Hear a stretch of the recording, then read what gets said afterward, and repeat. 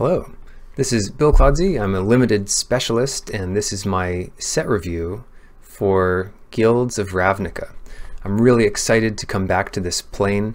This is a multicolor set. We have a lot of fixing at common and just in general, and a lot of powerful cards that you can either splash or rewards for committing hard to a specific guild. And those guilds are Dimir, Izzet, Golgari, Boros, and Selesnya on this visit.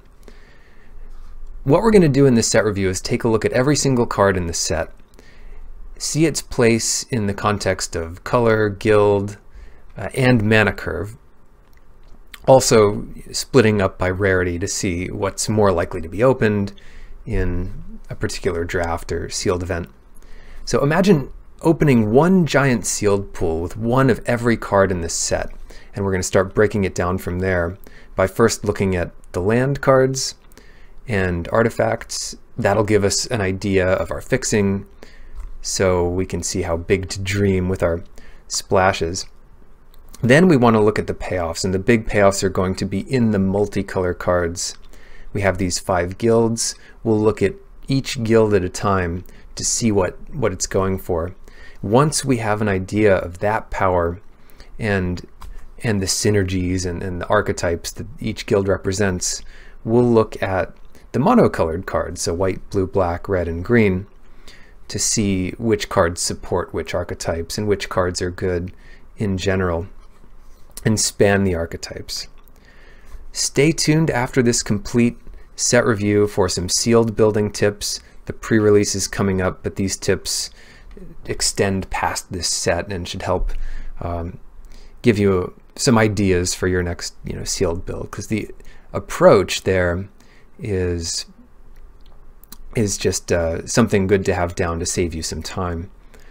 And after that, we have a fun look at the guild combinations and the possible combinations for future sets and how those guild choices are well balanced for these sets. So that should be a fun look. I got a lot out of doing this. It was an ambitious project to look at all the cards, but I hope you enjoy it and get a lot out of it just like I did. All right, so first things first, let's review these lands. We know about the guild gates. We don't need 2 of each. And then we know about the shock lands. 3 rows here. Selesnya, Boros, Golgari, Dimir, I guess that'd be first, and Izzet. And then the corresponding shock lands in rare. Oops, don't want to delete that. Watery Grave. These are all the lands in the set. What the heck is this program? This is called PowerPoint. Didn't know you could do something like this in PowerPoint, huh? So anyway, how do we rate these?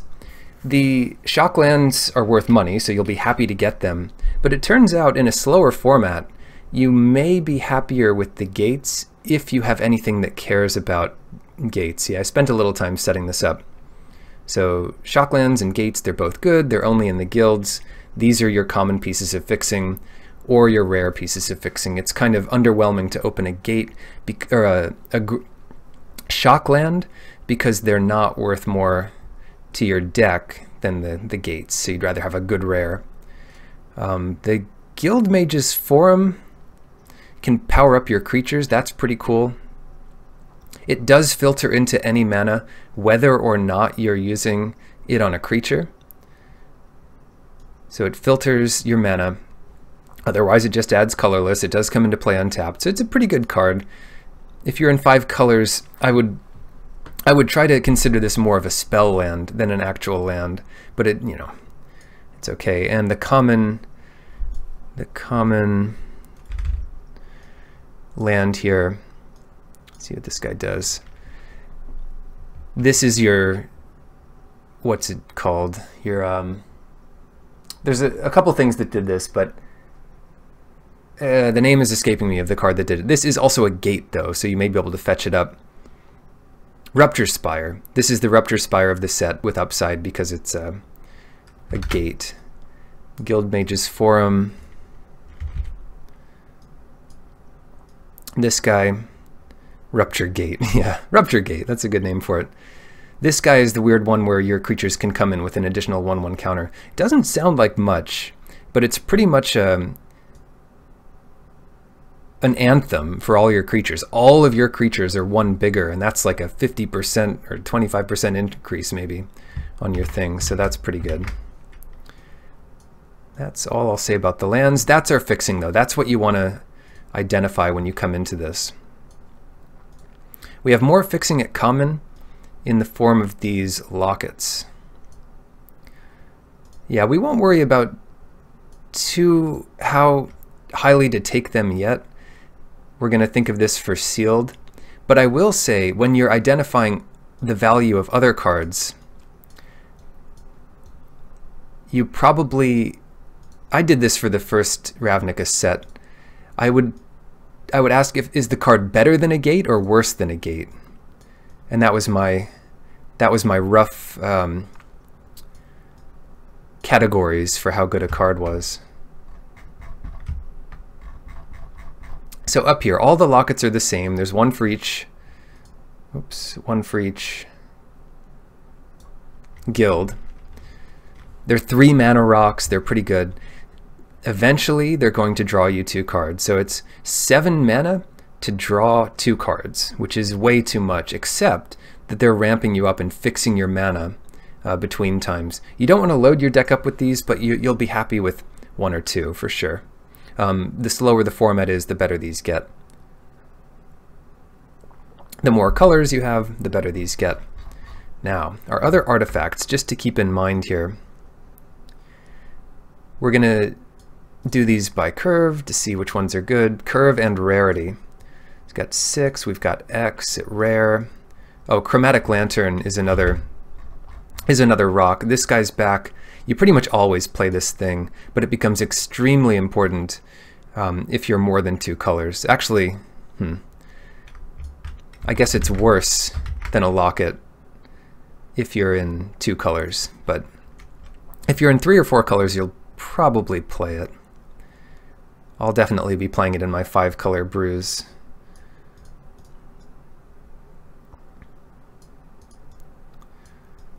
All right. Just one piece of equipment in this set. Uncommon, Glaive of the Guild Pact, and this is one of the payoffs for having gates. So this is why you want to open gates instead of shocklands, things like this. Vigilance and Menace equips for 3. It's expensive, so if you have some flyers or whatever, it can be quite good.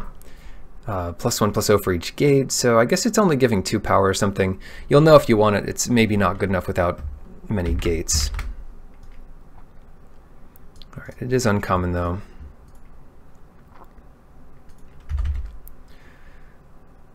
The Silent Dart. I'd rather have removal in my color, and it only hits creatures, but the Silent Dart is a decent option. Maybe a card you'd sideboard in if you had a lot of 3 toughness creatures you had to deal with. But yeah, a bit expensive for what it does. Wand of Vertebrae. Yeah, cards like this are kind of exciting to play. I probably would try not to play it unless I really knew I wanted it. You have to spend a card on this. I would say it's worse than the Fountain, because it's unclear if you ever get a card out of this. The later the game goes, the better it is, but I'm talking about going through your whole deck. If you're worried about milling yourself, then this is a good card to have in your deck. Hello, Sky.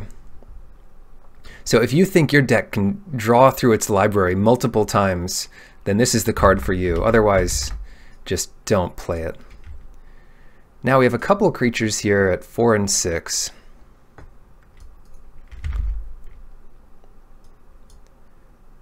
And these are cards you'll always want to keep in mind building your deck, because it might just fit in on that curve. So if your red's good but doesn't have 4-drops, maybe this is good enough. Oh wow. It's a 4-mana 3/3 with trample, so that's already insane for an artifact. And then it becomes an 8/8 in a normal game. This is a bomb. You'll play this in any deck, unless you're monocolored, honestly. There's a common multicolor cards everywhere. That card is nuts. Just watch out for artifact removal, because there is some incidental artifact and enchantment removal. And it's 6 mana, another gate payoff. 6 mana for a 3/3 flyer is not great, but I've seen those stats work on creatures before. As soon as you have one gate in play when you play this, it's pretty good. So I guess this is a real payoff for being in like 4 colors, playing all your gates. If you're doing 2-headed giant sealed or something, just put this in the deck with more gates. But you definitely want it in that deck because it's such a good late game thing. And then we have a rare, the only rare artifact. It's an X creature.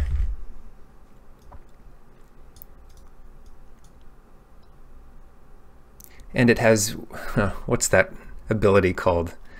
Cloud, or I don't know, it comes in with 1 counter for each mana, for each color of mana cast to spend it. So it can be maximum 5/5, but you can play this for 1.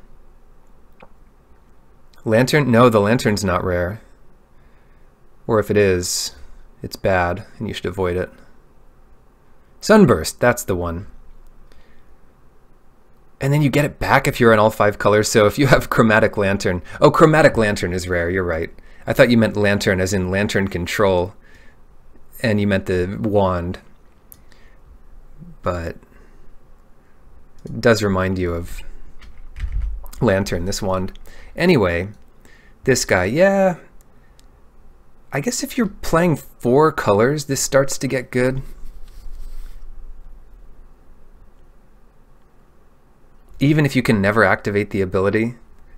But obviously it's great in some weird 5-color deck, because you can play it on turn 2 with any of your 2 colors. And it's a 2/2, and that's fine. Oh wow, yeah. 5-color deck though, this becomes a real engine in win condition. For 10 mana, you can do 5 damage to a player every turn. So you know, you're going to kill your opponent eventually with this, or just play it for 5, 2 damage to something, 2 damage to something. But yeah, it's like a weird ballista. I like it. Probably not constructed playable, but who cares about constructed? This is all limited. Neat card. So that's a 5-drop. It's anywhere from a 2 to a 5-drop, so very versatile. Again, you'd want to be at least, well, you probably want to be 4 colors. All right, now we'll go to the power, and we're not going to go by rarity for everything, but I want to look at the guilds in order. So the first guild I would look at is Dimir. And the first thing we're going to look at is creatures.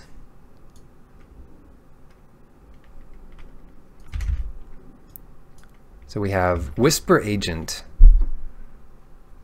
It's a 3/2 flash for 3.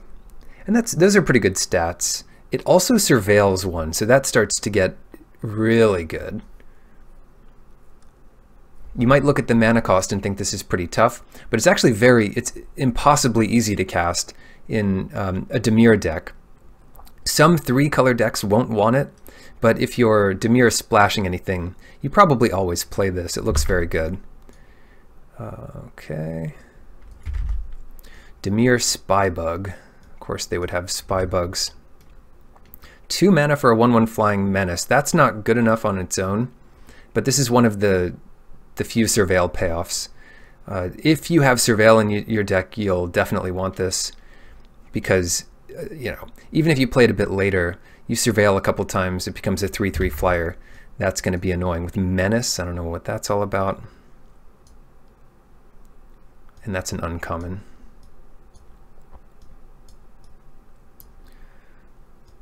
The Mythic. The Mythic, Lazov, the Multifarious, 2 mana for a 1/3, pretty good stats, hard to cast. Surveil 1 when he enters, so it's like a bad omen speaker. What's the payoff? Lazov, for X, copies a creature in your graveyard with converted mana cost X, but retains this type and his legendary status and his name. Neat, you put a random utility creature in your graveyard, and copy this, and you can do that at instant speed. So yeah, pretty neat. I think it's worth the drawbacks of being hard to cast, just because it's a neat ability. Put that there, and yeah, maybe worth money. Rare. Whoa. Thief of Sanity. This is a specter, and in the tradition of specters, it's a 2/2 flyer.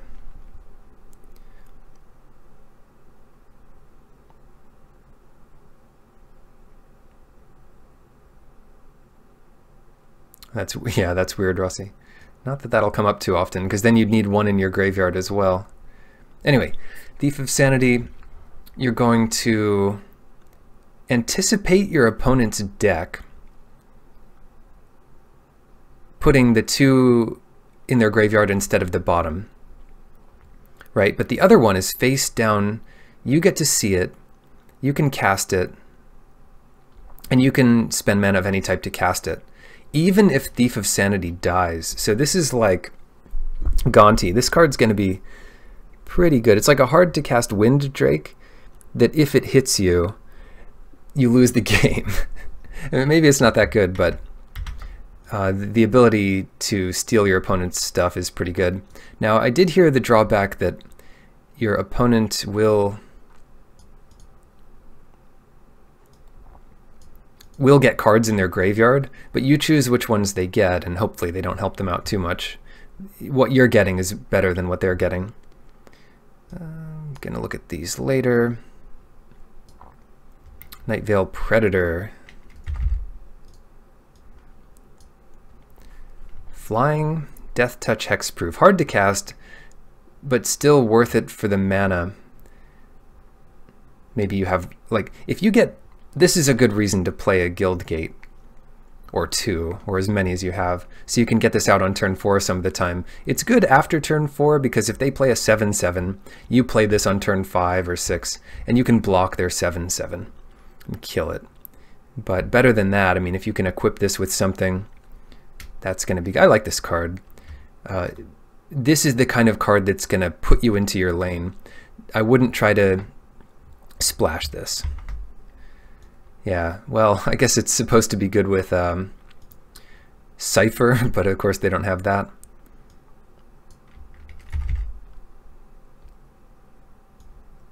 Yeah, it's just a hard to cast Vine Mare. Etrata the Silencer, rare, 4-drop, can't be blocked. It does something cool when it hits. If your opponent has a creature, you have to target that creature. If they have a non-hexproof creature, basically.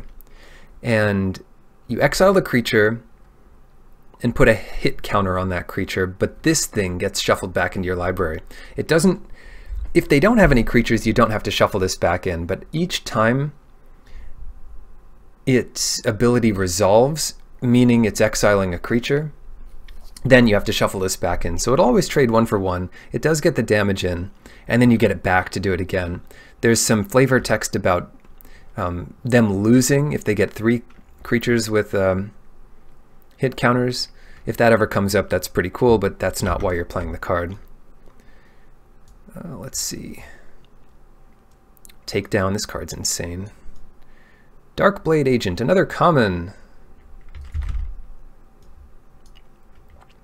As long as you've surveilled, another surveil payoff.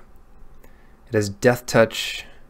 It has Death Touch, and whenever it deals damage to a player, you draw a card. So people have to be really careful about blocking this if you have any instant speed surveil effects. Otherwise, you just surveil before you attack, and that's pretty good.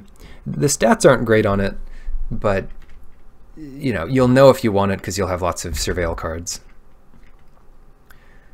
Neat. All right, those are the creatures. And that's them on curve over here. So I guess Spybug's pretty good conditionally on being in this guild. Actually, all the cards here are pretty conditional on being in the guild. Etrata is always going to be good, even if you're just splashing and you have a crazy deck. And Thief is always pretty good too. The other ones are pretty conditional on being in Dimir, but good payoffs. Okay, a common... We're going to split these into like good, bad, and goofy. The common here is read the bones, surveil 2, draw 2, and you take 2 damage. So a good 2 for 1 here. Probably, I mean, it looks 4 cards deep, so it helps you find what you want. It can also surveil stuff. This will be good in like a Grixis deck. Talk about those shards. This set has a lot of shard affinity. Read the Rain, yeah. Cool. So that's a solid playable. What about this guy? No more common spells. Surveil 2. I got these on their side. It's pretty neat. So you can actually read them. Yeah, it's a split card with a small sorcery and a bigger instant. You can do either one, but not both. Surveil 2, then draw a card for 2. You probably only do this if you need an answer right now, such as looking for a land or whatever. And then what's Dispersal? Each opponent returns a non-land permanent they control with the highest converted mana cost among permanents they control to its owner's hand. Then discards a card. Wow, that's neat. This is going to be incredible in Two-Headed Giant, and these are the kind of effects you'll want to look for. Sky, there is a Two-Headed Giant at noon, and I think we're pre-registered for that, or have our stuff reserved. I asked for Selesnya. And Dimir, as it happens, so cool. Yeah, that's very good, and it's instant, which is nuts. This will make combat a nightmare. Usually that'll be a creature. So that's definitely really good. Disinformation Campaign. You draw a card and each opponent discards a card. So it's a Dimir, half Divination, half Mind Rot. You get a 2 for 1. Not bad. And then you can keep recurring this each time you surveil. And is it each opponent? Oh, each opponent discards a card. So I think Dimir will be the best guild in Two-Headed Giant just from those 2 cards alone. Put it around Notion Rain. It's definitely playable. It becomes more of a bomb in Two-Headed Giant. It's a 3 for 1 instead of a 2 for 1, and that must be respected. Or more than that over a grindy game. Thought Erasure. 2 mana. Target opponent reveals their hand. You get a non-land card and discard it, and you get to surveil 1. That's very good. Yeah, usually this effect costs 3. This costs 2 and surveils 1. So that'll be solid. It's not a bomb or anything, but this might be more like a bomb. Artful Takedown. This is like Flatten with upside and a little harder to cast, but this is the kind of card you'll want to splash in just about any deck. You can do it before combat. It doesn't take the power down by 4, but usually the Flatten is going to kill a creature, so you're not worried about that. Yeah, this card is great. Definitely play Artful Takedown. And while we're here, Mnemonic Betrayal. Don't play this card. You need 1,000,000 mana. So this is like your 5-color, 19-land deck win condition. You get all your opponent's graveyards, but you spend 3 mana to do that. So you need your remaining mana to do other stuff. So it's a weird card, maybe a constructed playable, unplayable. Hopefully you open a Planeswalker and not that garbage. Connive. Gain control of target creature with power 2 or less. That's already very good. And then if you don't want to do that, you have Concoct, another sorcery, Surveil 3, then return a creature card from your graveyard to the battlefield. You look at the top 3 cards of your deck, put any of them into the graveyard that you want, and just reorder the rest of them so you get the card you want coming up. That's probably worth at least a card in itself. And then you raise dead. Has to be your graveyard, but this card is a slam dunk bomb. First pick, top of the bunch. So these are the 3 great ones, the reasons to play Dimir. While you're in Dimir, these cards are pretty good too. And yeah, so that's Dimir. Next, we'll be looking at Golgari. Oh, Golgari's fun. I love Vraska ever since she was first printed.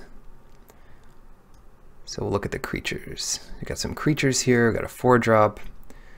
We've got Vraska as our mythic. Find. 2-drop. Trophy.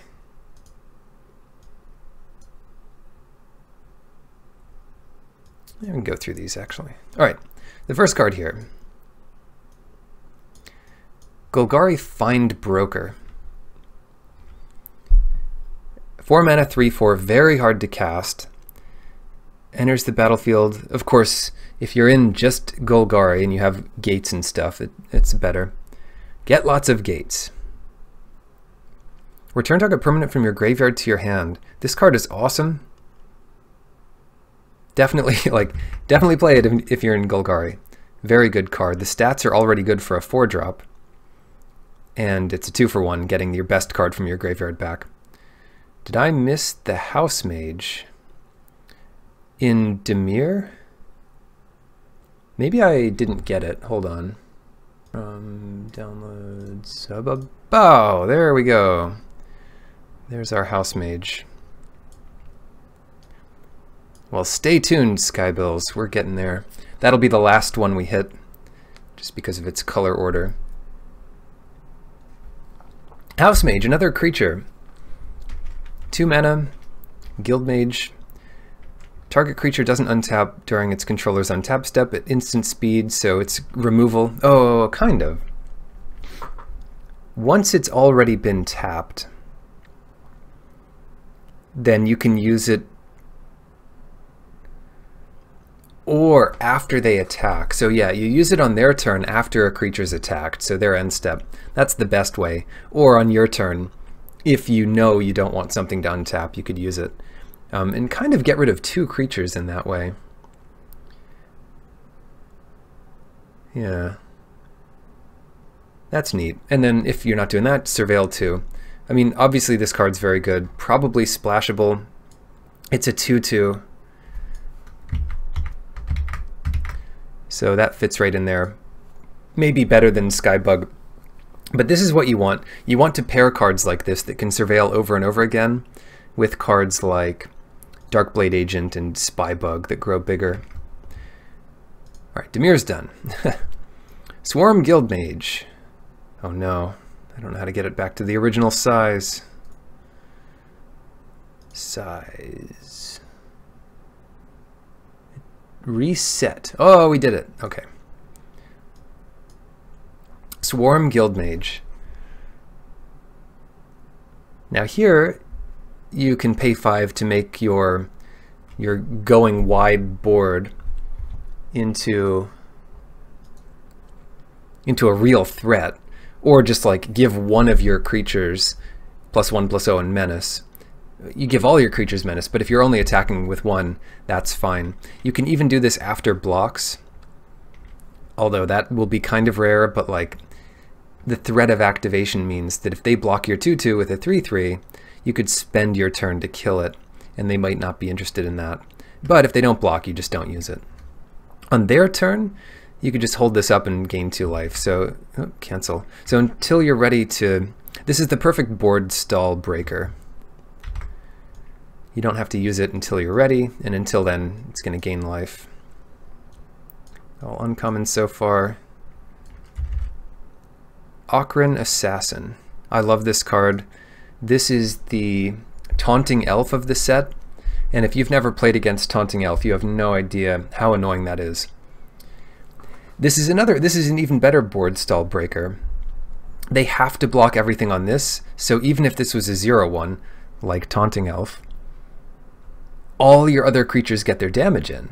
So if you have 21 power of creatures, you get in 20 damage with this.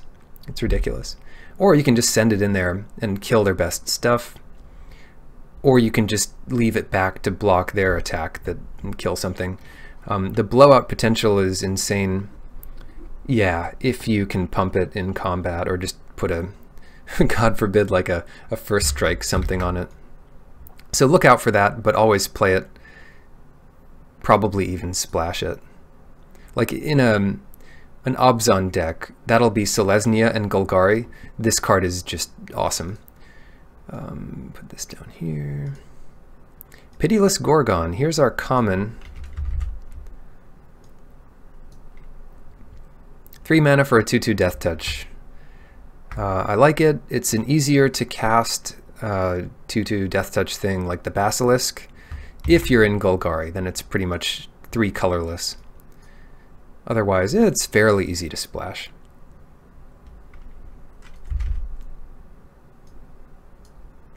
Erstwhile Trooper, 3 mana. Discard a creature. This gets bigger and trample. Only once each turn, but it is instant. Pretty solid.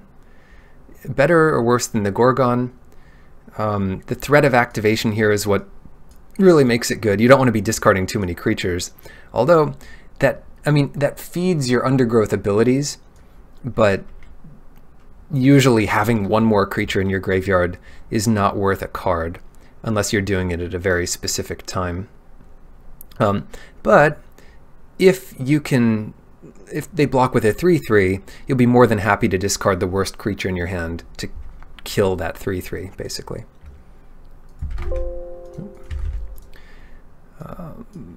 3 mana 4/4, yep, that sounds like Ravnica. Trample. At the beginning of your upkeep, exile a creature from your graveyard. If you do, it gets bigger. And if you don't, if you can't, sacrifice it. So first of all, it's not a choice. You have to exile a creature. So it's not technically undergrowth, but this is the kind of thing you just want to keep filling your graveyard up with Surveil or Erstwhile Trooper, however you can, and it's kind of all in. Oh, and it even lets you discard creature cards. So yeah, be careful playing this, but the upside is there. Oh my god. Yeah, it becomes like a 6/6 on the next turn, or bigger. 3 mana attacks as a 6/6, yeah.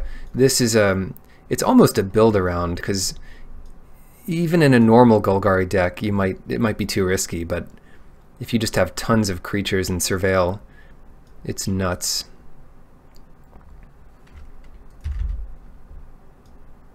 Rhizome Lurcher. Enters, yeah, this is undergrowth, so it's a 4 mana 2/2. Once you get to the point of having 2 creatures in your graveyard, it's going to be a 4/4. 4 mana 4/4 is great.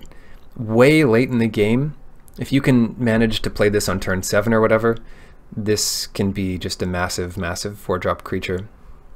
It's decent. It is common, and it tells you that it might not be as insane as it looks. If it's the first play of the game, it's a 4 mana 2/2, and that's terrible. So yeah, don't count on it, but if your deck is going to fill up the graveyard, then it's a fine playable. Izoni, Thousand-Eyed. A 6 mana hard to cast 2/3, but for each creature in your graveyard, you get a 1/1 insect. They don't have Death Touch, they're just insects.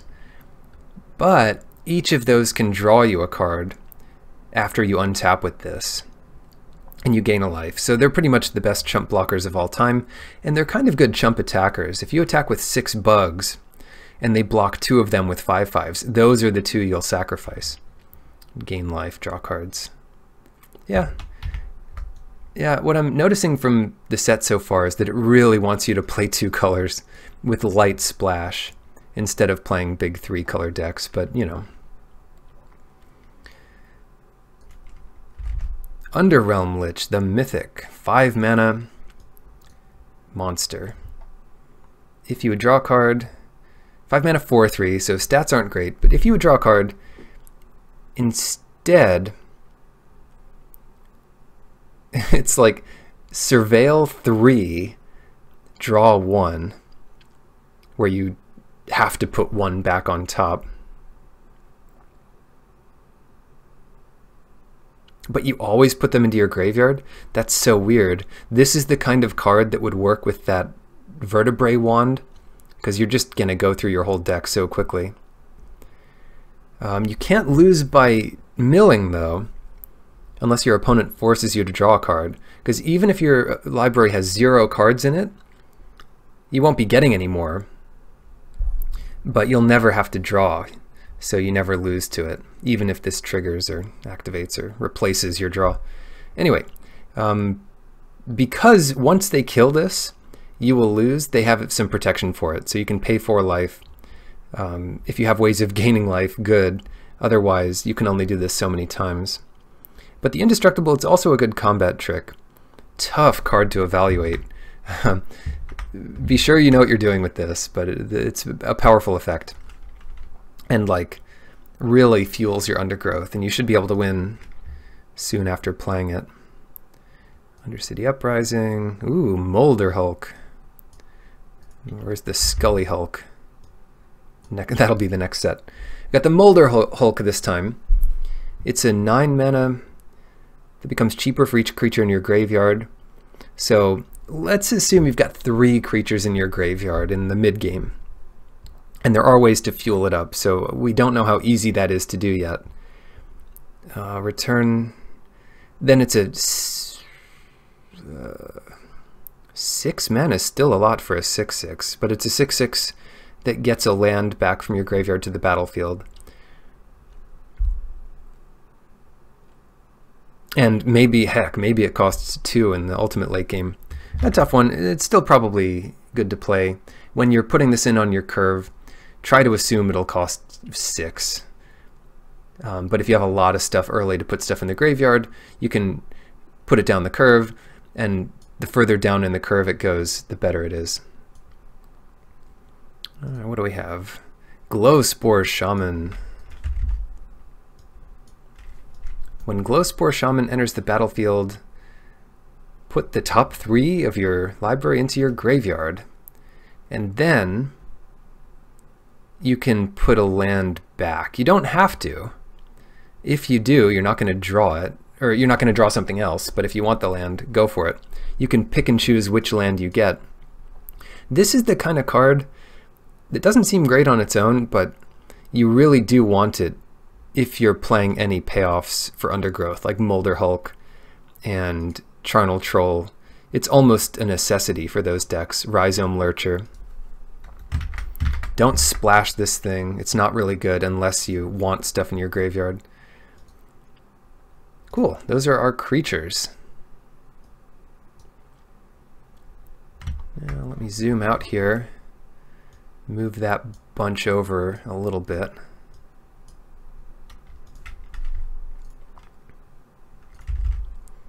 Common thing here, Undercity Uprising.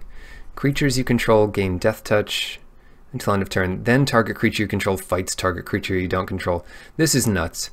You trade your worst creature with their best creature, or you just kill their best creature, or you just kill their second best creature. Whatever you're doing, it's going to be good.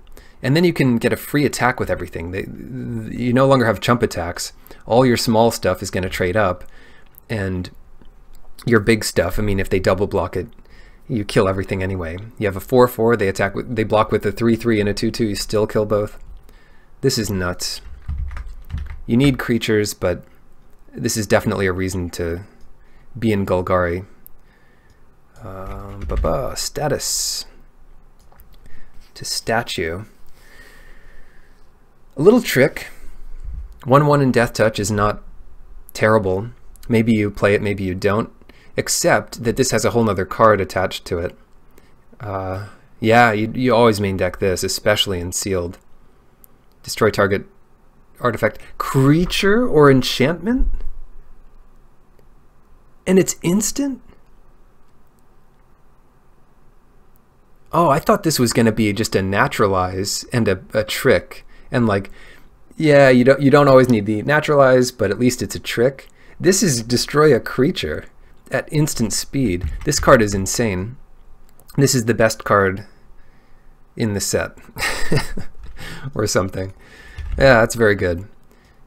I'm always going to be excited about removal. The set doesn't have a ton of good removal, but that's the best Golgari removal. Vraska's not even that good at removal. This card is a bomb. You play this.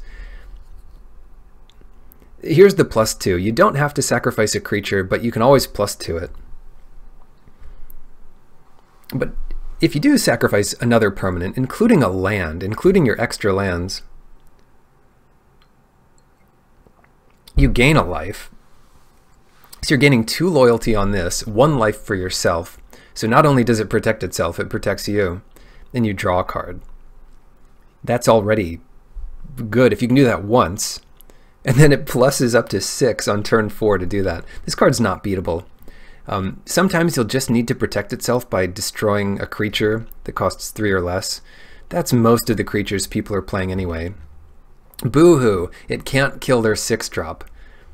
I mean, how much do you expect from your Planeswalker? And then if you keep plussing it, you can -9, so every creature you control does 20 damage to players. Like, it kills them, they lose the game, and that's any creature you have for the rest of the game. So that's absurd. Golgari has good spells, at least. The only thing I worry about Golgari is like how graveyard dependent most of the cards are for their power level. You know, it's a fun deck building restriction. Here's another rare, Find Finality. Return up to 2 creature cards from your graveyard to your hand. That's insane. For 2 mana? This effect used to cost 5. But it's rare, I guess. This is easy to cast. And then Finality. 2 1/1 creatures on a creature you control, then all creatures get -4/-4. This reminds me of Dune Blast. -4/-4 to everything, but the lucky card that you made bigger, so a 3/3, you could put 2 1/1 counters on it, and it survives as a 1/1. It doesn't deal with everything, but it deals with enough, and this card is also insanely good. So this is my pile of the great stuff, and over here is medium stuff, and over here is bad stuff. Maybe Assassin's Trophy won't be good. Destroy target permanent and an opponent controls. Okay. Its controller may search for basic land and put onto the battlefield, untapped, then shuffle. Sometimes you'll just need to do this. I would include it in every deck, and I'd consider it premium removal. Just don't use it on something you don't need to use it on, because that extra land is not free. Every Golgari spell is insane. The creatures seem pretty good. Next, we have Izzet. Beacon Bolt. Most of these will be spells, I guess, but we can look at those later. We've got our Guild Mage. 4 mana, draw a card. It's a 2 mana 2/2 in your guild, so you'll play it. But then you can just keep drawing cards later in the game, and then randomly you can copy.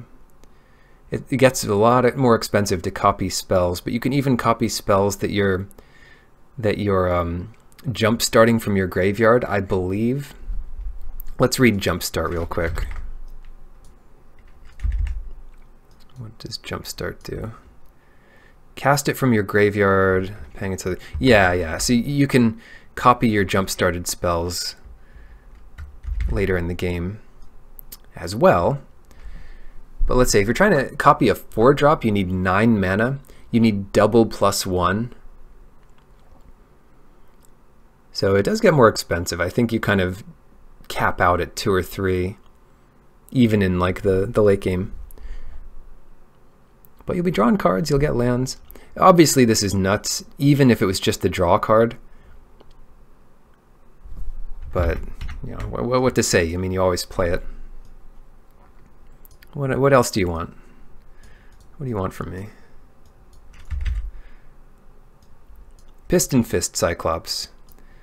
Yeah, these Cyclops are, or they can be really good. A great defender. People are worried that this set's kind of fast. This is a good card on defense and offense. If you're on the back foot, you just trade this with whatever you can. Or heck, it's a 4/3. Maybe it'll block their little stuff.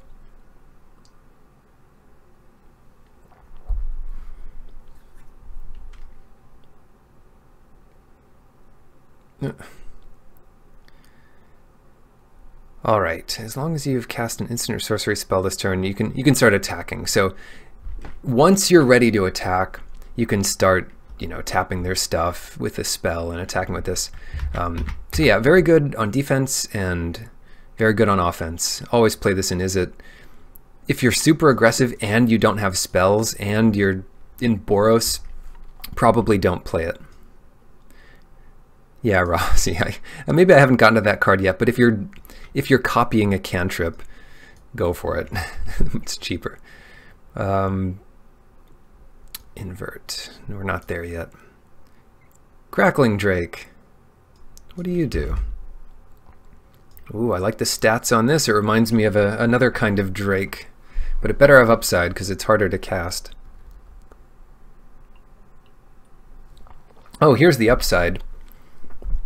You can count the instants and sorceries you own in exile as well. So, and you draw a card when it enters. This card is nuts.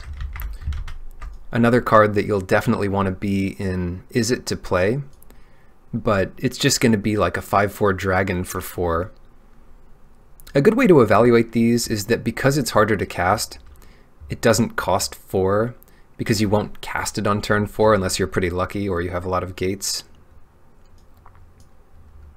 But it's well worth it. Good win condition, good size. Just not something you're curving out on turns 1, 2, and 3 with. Ionize. It draws a card. Yeah, it's even better than our friendly Drake. There's our House Guild Mage. You Dimir, typical Dimir card. Get out of here.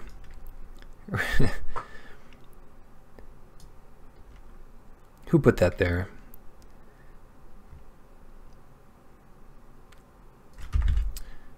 Bloop. Beam Splitter Mage. In the next set, it's going to be a Rakdos Bone Splitter Mage, but for now, we're splitting beams. The Izzet love replicating results. 2 mana, 2/2, uncommon.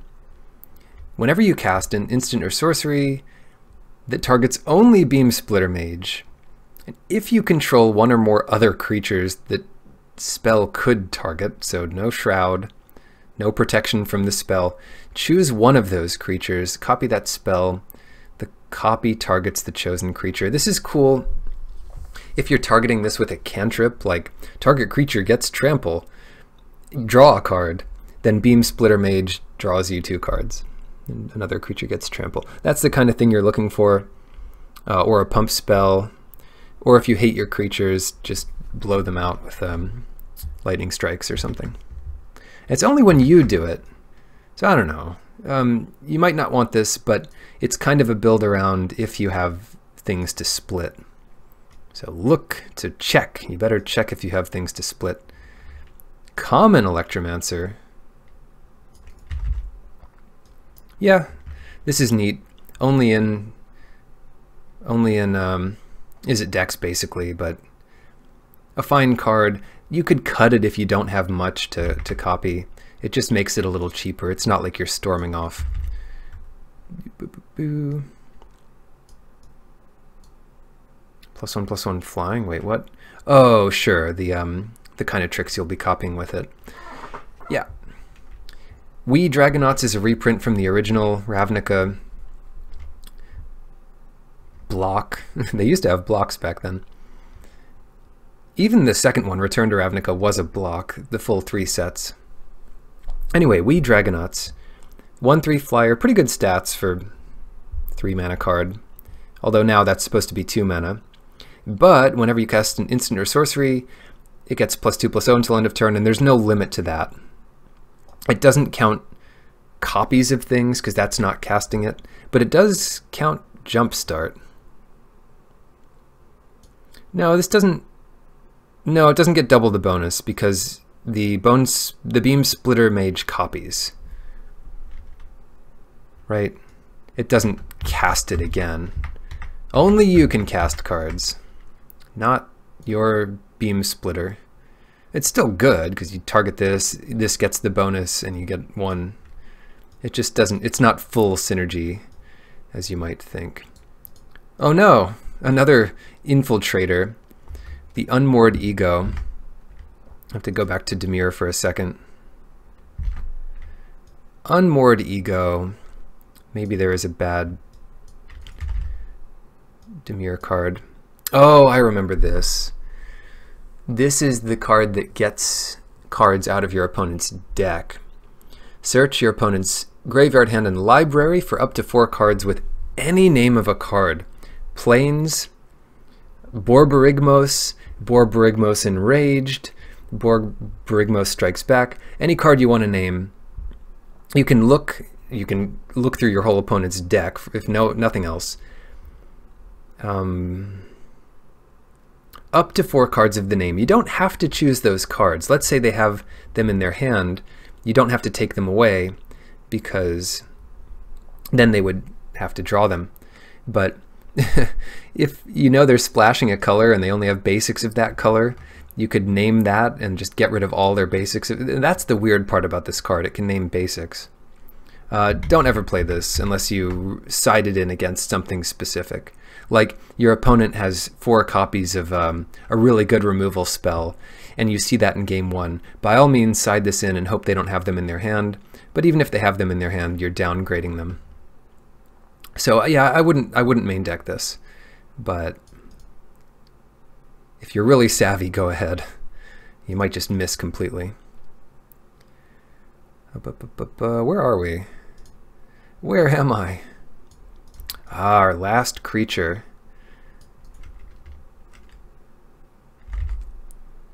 Yeah. Again, a real payoff for just being in Izzet. I think you'll get this down on turn 6 or 7 more often than you'd think, especially with a couple gates, but only if you're in straight Izzet. If you're splashing a color, hopefully you're splashing it off of a gate, and then this is pretty good. It's a 5/5 dragon for 6, but kind of like, consider it like 7 or 8 mana. So that's already pretty good. Can't be countered. Sweet. I don't know why. Whenever you draw, so once a turn, you're going to get to shock something. So at the very least, it behaves like a 6/5 dragon. But also, when you or your opponent or your partner in Two-Headed Giant or your opponent's ally, who's also your opponent, when anyone casts an instant or sorcery spell, you draw a card, which in turn does 1 damage to something. Hornet Sting. This card's great. I mean, don't cut it from your Izzet decks unless you're a hypo-aggressive version that doesn't ever want to get to 6 mana. But it is a bomb for what it's worth. Okay, those are the Izzet creatures. Now we're really interested in the Izzet spells. So let's come back over here.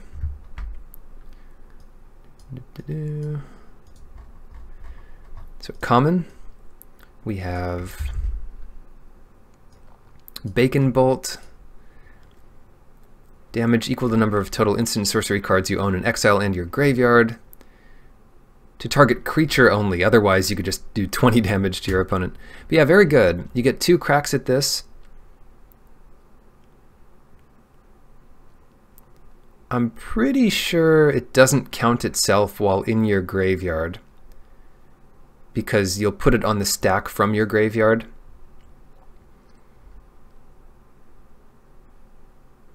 So yeah, don't try to cheat the system. Don't do it.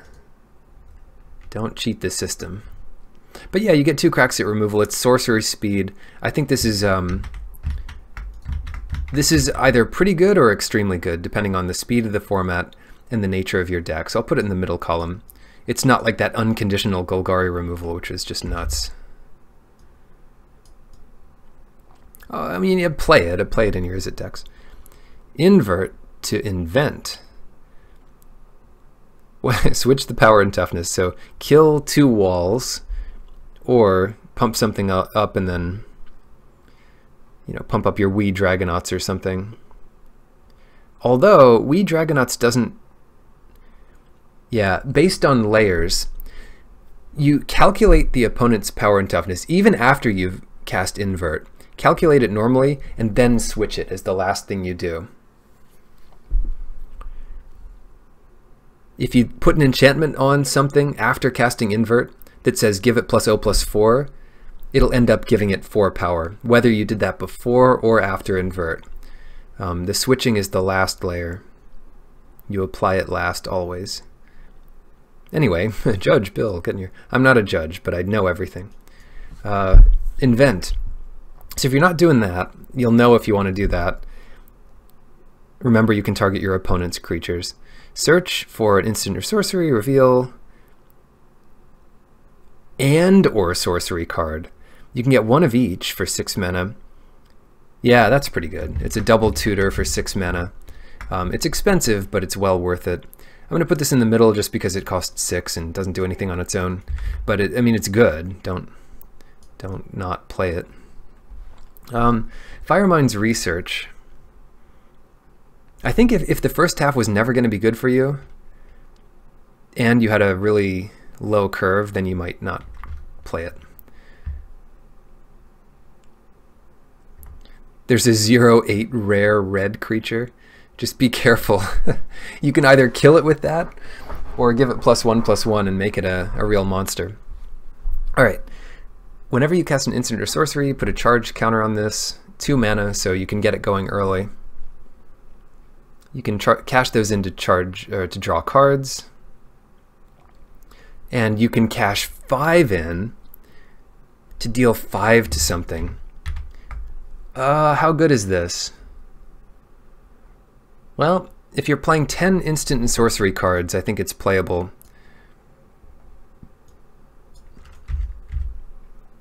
I wouldn't do it with less than 10. Yeah. And even then, only to draw a couple cards. Yeah, maybe this card is too hard to build around. You really need to have like all instants and sorceries. It does trigger off of Jumpstart. So if you have a lot of cantrips and a lot of cards that care about it, then I don't know where to put this. I'll put it here, but you might end up not playing it that often, even if you're in Izzet. 1000-Year Storm. This gives all your instants and sorceries Storm, which means for each... not really. It's only Storm for instant and sorceries. So it won't count the creatures you've cast or the artifacts. It's only instants and sorceries, so it fixes Storm, but you know, if you ever get to the point where you're triple casting something, then go nuts. Pretty much unplayable.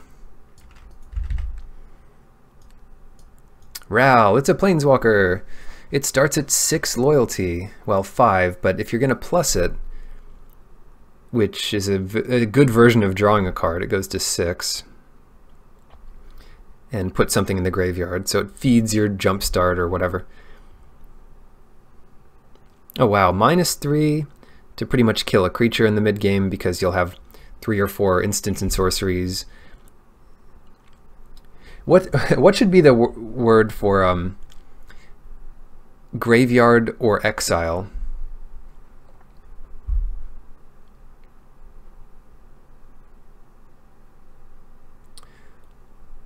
Huh. All right, we'll try to think of a word for that, because that combination of words is going to come up a lot. But yeah, do that much damage, and then if you keep ticking this up to 8, whenever you cast an instant or sorcery spell, 4 damage to any target and draw 2 cards. That's pretty nuts. Don't deck yourself. Very good. Always play it. Ionize. And the +1 feeds the -3, so it's well built. Counter target spell, 2 damage to the spell's controller. It's like a better cancel in Izzet, and easier to cast than cancel in Izzet. Well, it's also a rare, but I think it's just a good playable, not a slam dunk bomb. You need a way to kill your opponent. I guess casting 10 counter spells is a good way. Expansion and explosion. Copy target instant or sorcery spell with converted mana cost 4 or less. You may choose new copies for the target. Okay. A cheap way to copy something. That on its own probably wouldn't be worth playing. So let's see if the other side's good enough, you'll just play it when it is good. Explosion. 4 + X to do X damage to any target, and target player draws X cards. You have 2 targets, so they can't counter it by removing the creature. They'd have to remove both targets, which includes you. Good in Two-Headed Giant because you can target your ally, and good if you're trying to mill your opponent, because if you have 12 mana, you can mill someone for 8. Well, they draw 8. And that's an instant kill if they have 7 cards in their library, because, well, they're forced to draw and they don't have any more cards in their deck. Kill a creature, draw some cards. Very expensive, though. Tough to evaluate. I think that's going to be pretty good. But you can't fill your deck with this effect. This is like the last thing you play.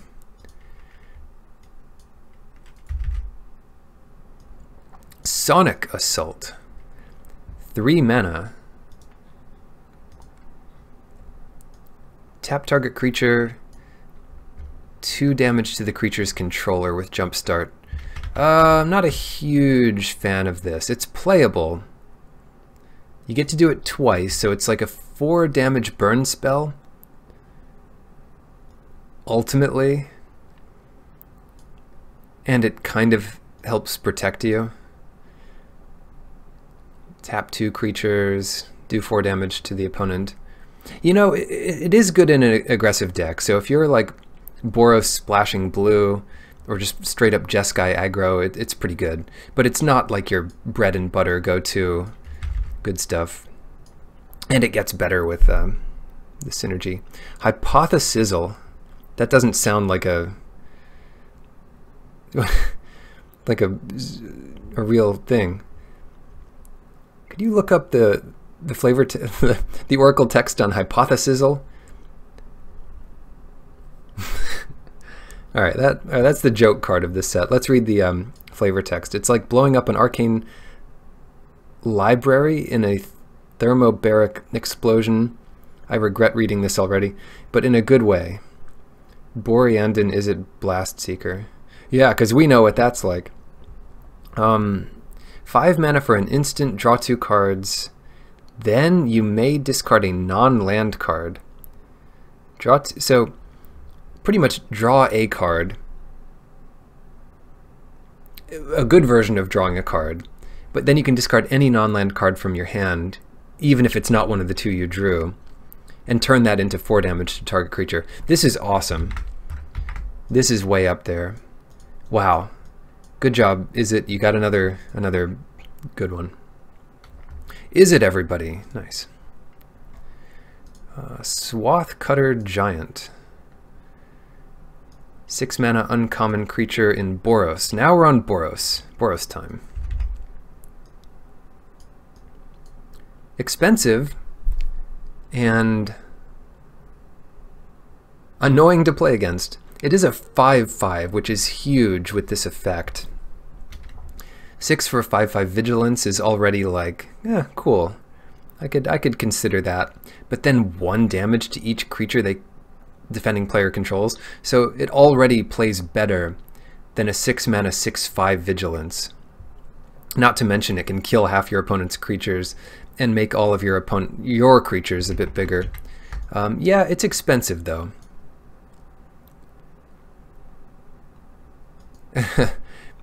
Too bad you can't bestow the 1/1 Death Touch onto it, right? But this is a good answer to that card. Tajik.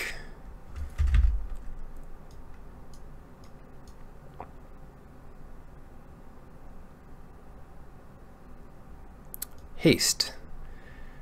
3 mana, 3/2 haste with Mentor. That's already nuts. There's a lot of random... The trick? Did we miss a trick?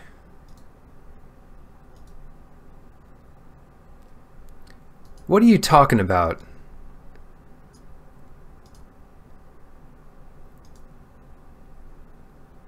What? Oh, the trick. Yeah. You need to be in black or... Yeah. You need to be in black or green to do that, but there is a trick that gives a creature Death Touch. Yes. Well done. 10 points to Gryffindor, or whatever house Grossi is in. Slytherin. 10 points to Slytherin. This card's awesome. Prevent all non-combat damage that would be dealt to other creatures you control. So it's kind of like a weird everything else gets hexproof. But yeah. And then you can give this... Is there anything it doesn't do? It slices, it dices. Legionnaire. It's back. This is really good with Battalion. There's a card that effectively has Battalion in this set. I think this is great because if it's smaller than your Mentor creatures, it comes in attacking the first turn, and Mentor states that it has to bestow that counter onto an attacking creature. So this comes into play, and it can get your Mentor stuff. Yeah, new art to a card they printed in Gatecrash, but it was good there, and it's good now. It's easy to undervalue haste, I think, but haste is almost like taking a mana cost off the card. Almost. Not quite.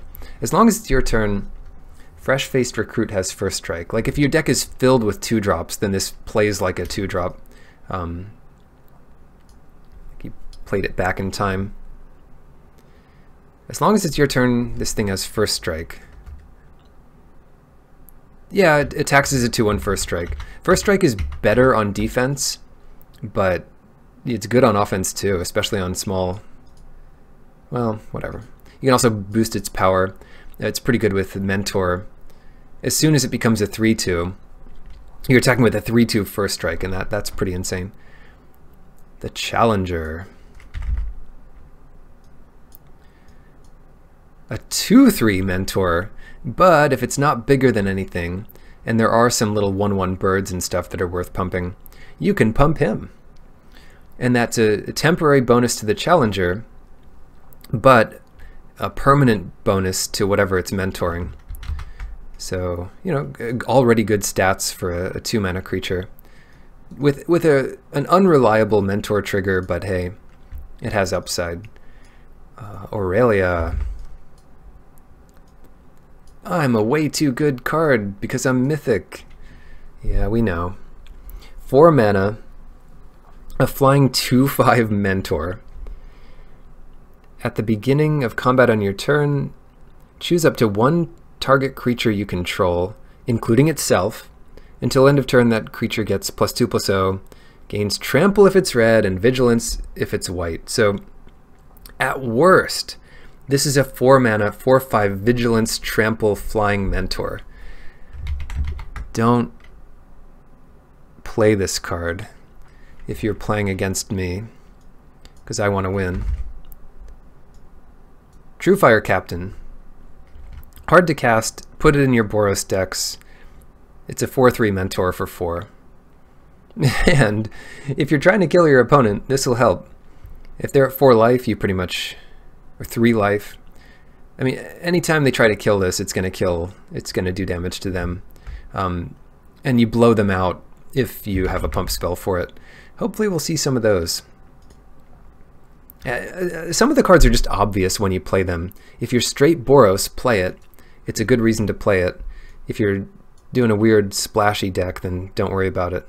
Oh, it's too bad. I wish this deck was more splashable. Or this set was more splashable. We'll see. Hammer Dropper. Gotta get some common mentors here. This one is nice because it has high power. It probably dies when it attacks, but it trades with something. It trades down, but it leaves your friend with a 1/1 counter. So good, and obviously pairs well with tricks, which we might come up with. Instant, deafening something. Swiftblade Vindicator. This is like Fencing Ace, except it also has Vigilance and Trample. Dubla Strike, Vigilance and Trample. It's harder to cast, but like, if you play this, I mean, play it in Boros and play some tricks, and it's awesome with Mentor. As soon as this becomes a 2/2, you probably win the game, so that, And it's a 1/1, so everything can pump it, even your stupid Boros Challenger. Yeah, nice combo card. Instant. We got another common creature here. Double Strike as long as you control a gate. Hard to pump this thing with Mentor, but a 5 mana 3/3 Double Strike is pretty good. Don't play it if you don't have any gates. If you have 1 gate, flip a coin and play it if you get heads. And if you have 2 gates, play it. Whoop. Yo. Oh. It's almost a lizard too, so that's an upside for you, but it's not technically a lizard. Stupid humanoid lizards. Legion Guildmage. Here's our resident Guildmage. The art is awesome. First card I've said that about, but first time I really noticed. Look at that. Nice. You can sit back here and just in a board stall, 3 damage, 3 damage, 3 damage, or it's removal. Tap another target creature. Obviously this is great. Always play it. Maybe the best 2-drop here. You don't want too many of these in play at the same time because both abilities are kind of expensive. And it's not like it gets that much damage in on turn 3. But yeah, you definitely want one around, so look for it. Alright, good job, creatures. I think you're good sports. So move these guys over here. Take a look at our spells, starting with the most common of spells. Integrity Intervention. Split card, pump spell, simple, easy to cast, target creature gets +2/+2 until end of turn. For these cards, if you want this trick, but you're not in red or you're not in white, you still might consider it. Do you want an instant +2/+2 for 1 mana in your Izzet deck? Maybe you play Integrity. Heck, maybe you put that Boros Guildgate in there just in case you find a white. Worth considering. And that's kind of one of the last things you'll consider in a deck build. But if you are playing Boros,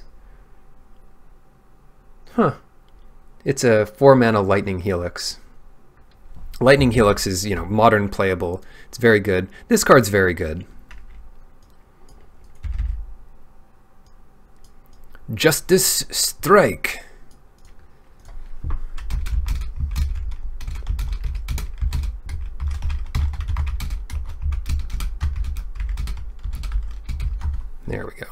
for emphasis. Target creature deals damage to itself equal to its power. Yeah, this kills half the creatures out there. It's instant, which is not to be undervalued. Yeah, play it. A chance for glory, just a chance. But sometimes you have to take a chance. Creatures you control gain indestructible, instant speed. Take an extra turn after this one. At the beginning of that turn's end step, you lose the game. So, if your opponent makes the wrong blocks and you play this, you could win. It's very... Or if they make the wrong attacks. So, oh, what a crazy card. I kind of like it. How does Justice Strike work with Invert? I'll tell you, because I'm a layer master. You calculate its power by the layers. So let's say you have a 1/3. The card was originally a 1/3, and you cast Justice Strike on it for whatever reason, and then in response to doing it, you hold priority and then you cast Invert. It will die, because its new power will be 3, and it will deal damage to itself equal to its power. So this happens after all of those layers, meaning right now that creature is a 3/1 because it had Invert on it, and now it dies to its damage. Question answered. I'm 99% sure that's the way it works, which is very high for me. Nearly 100. Okay, Chance for Glory. Oof. You know when this is good? This is surprisingly good in Two-Headed Giant, because another turn is worth way more in Two-Headed Giant. Oh my god. I kind of like it. I think you'll play this. I think you'll often play this, but be careful because you can lose the game. You can cast Invert to counter a Justice, unless your creature's a 4/4 or a 3/3 or a 2/2 or an 8/0, then it's already dead. Anyway, Deafening Garrison. Deafening Clarion. Never mind, I can't read. You got a Minotaur here. He's got this giant thing, and he's destroying half the city with it for some reason. Deafening Clarion, choose one or both. So the most upside you can get is by choosing both. 3 damage to each creature. Maybe you don't want to do that, maybe you do. And then creatures you control gain lifelink until end of turn. So you'll always want to do the second one. Almost always. And it's just whether or not you want to do the first one. Sometimes you don't want to kill all your creatures, and at least you can give them lifelink. I like this card. Yeah, it's like a Wrath without the downside that you usually get with a Wrath. So it puts us up there into like the always play, even if you have lots of creatures, even if it's not good. It's not that good if you're just giving your stuff lifelink, but it's really good if you're killing all their creatures. Response and Resurgence. 5 damage to target attacking or blocking creature for 2 mana at instant speed. This is another one you'll play in your Izzet decks or your Selesnya decks because it is that good. And Resurgence. If killing any creature wasn't good enough, creatures you control gain first strike and vigilance until end of turn, and you get an additional combat phase with a 3rd main phase after that. Wow. Or you could do it your first main phase to get your additional combat phase before your original combat phase. So, yeah, whatever. And then your 3rd main phase would be before your 2nd main phase. Yeah, obviously this is insane. If you're not using it to kill a creature, you'll just use it to win the game. So, good job, Izzet. You really got there. 4 insane spells, 1 insane spell that you have to be careful using, and the creatures are, yeah, I mean, they all do what they do. One silly thing is the Swath Cutter Giant does this 1 damage to each creature defending player controls whenever it attacks. So it's a payoff, just like any mentor thing, with taking an extra combat. So the mentor trigger happens each combat, and so does the giant's ability.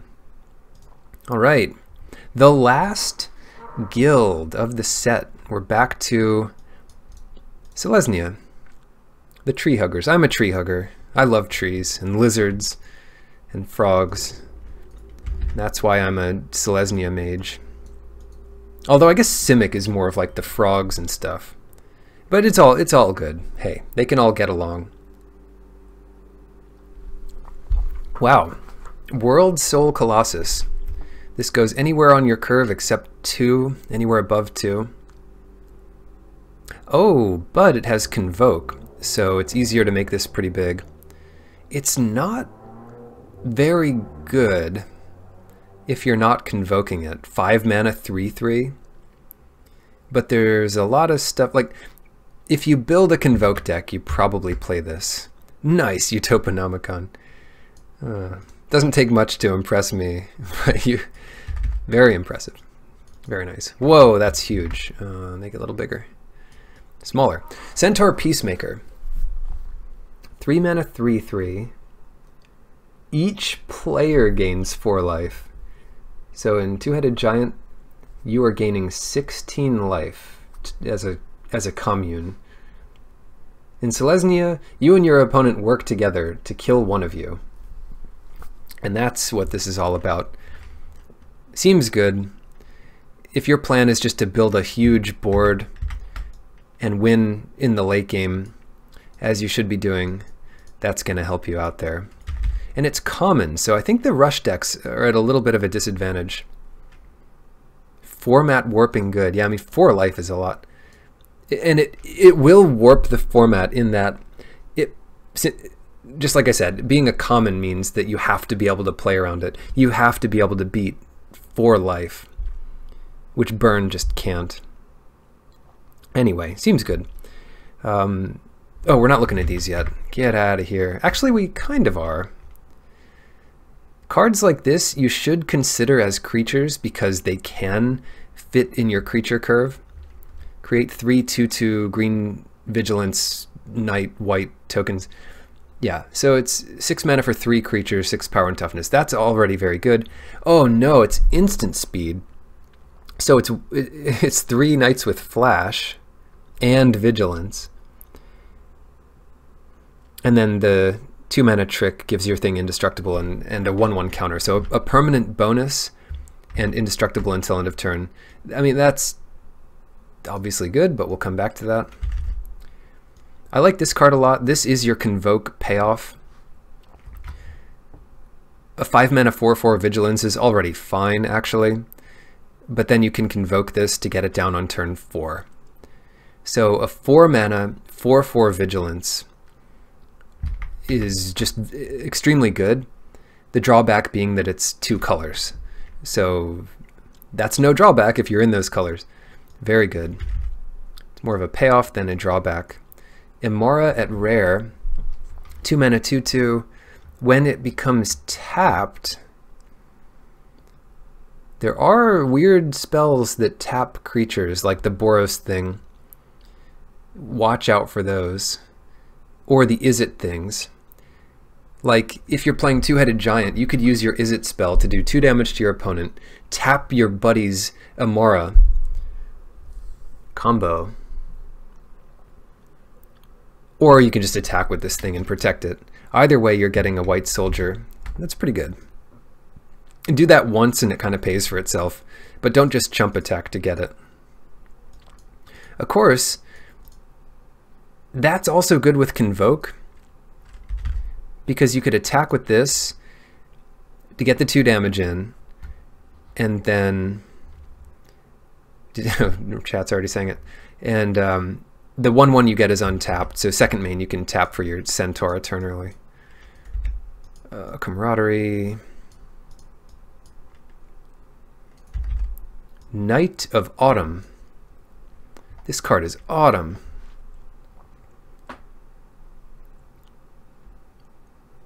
You can just convoke with it. Oh! Yeah, I'm looking for like special ways to tap it. Yeah, when you tap it to convoke, so that's way better. Can you convoke for 2 with this card? Absolutely not. Nice try. That's just a timing thing. Definitely not. I mean, okay, and here's exactly why. To cast a spell, you have to cast it all at once.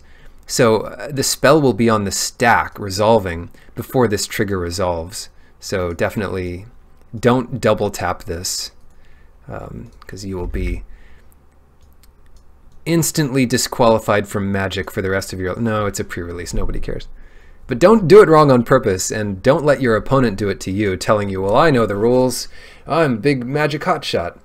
And you tell them, well, I heard from Bill Kaladze that you couldn't do that. And they'll be like, oh, my mistake. My mistake.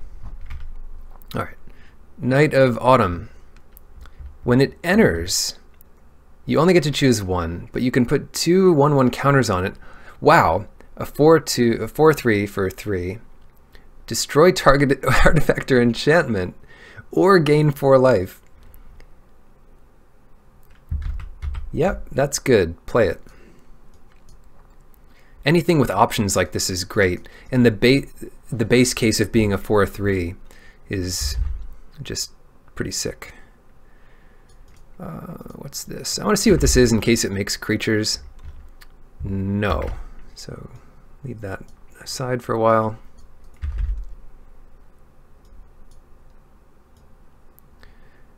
Yeah, we can go back to Amara and convoke. The ruling on it is you can tap it to convoke your spell, but you won't get the creature from it until your spell is on the stack. So you can't use it and the elf it makes to tap for the same spell. You cannot use Amara to tap for 2 with the token it makes. Definitely not.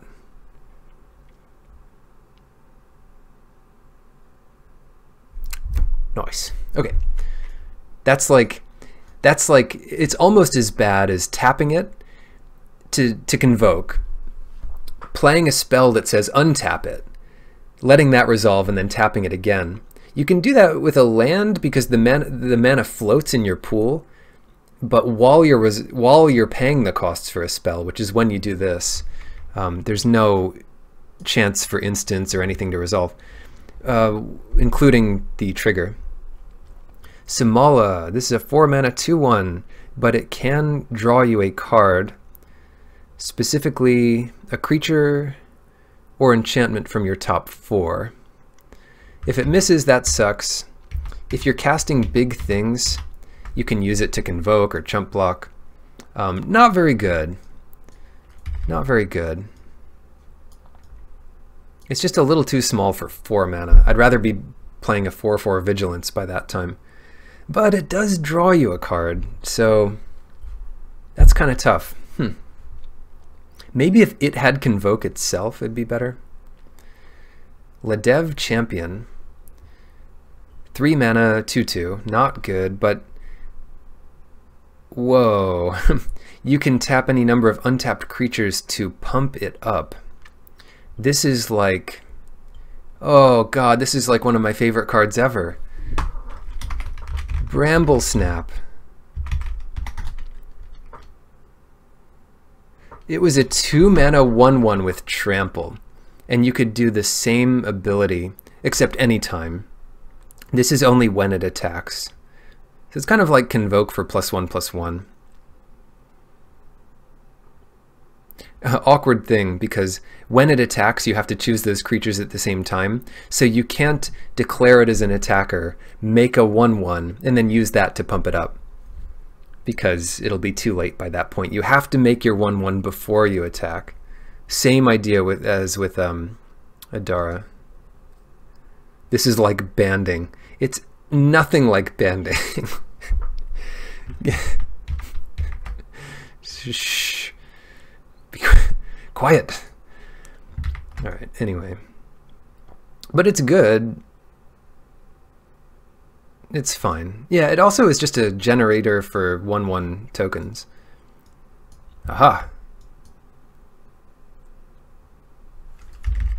Common 2 mana, 2/2 vigilance. This is the kind of thing you want to attack with. Second main, tap it for your convoke spells. Just get cards like this out. It's really easy to cast, so it's like a grizzly bear with a lot of upside. Heck, you probably play it in Boros, if not Golgari.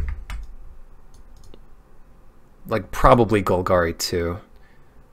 1 and a green for less likely in Golgari. Here's our boy. Yeah, I think you'd play that in Boros. Not all the time, but it's not the best 2-drop in Boros, but it's certainly a good filler card. Conclave Cavalier.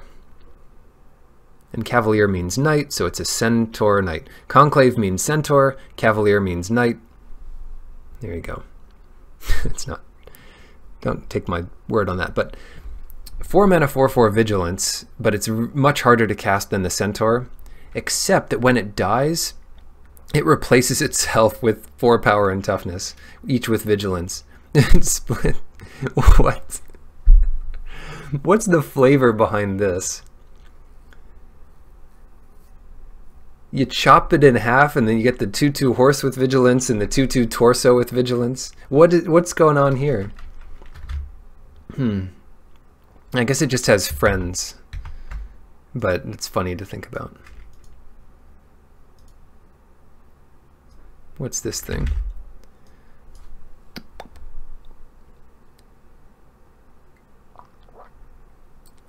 They take off the horse costume? It's a costume? Oh, sure. It's not actually in the art, but it's a centaur, okay?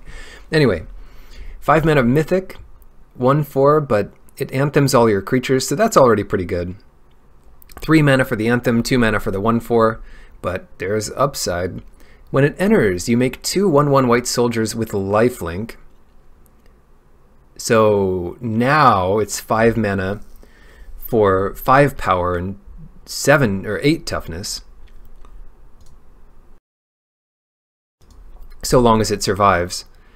And then some flavor text at the end. At the beginning of your end step, each player gains control of all creatures they own. So don't steal Tristani unless you're going to sacrifice it. And don't steal any creatures besides Tristani unless you're going to win with it that turn. Very good. I don't know how many varies and goods I said, but that's exactly how many it is. Conclave Guildmage, 2 mana. Let's see the abilities. Creatures you control gain trample. You can save this as a trick. It's too bad you can't use it and attack with it. But it's only 1 green, so whatever. Also, you can create these 2/2 vigilant knights once per turn for a while. It's 6 mana, but hey, what can you ask for? This isn't the most exciting guild mage, but it's still very good.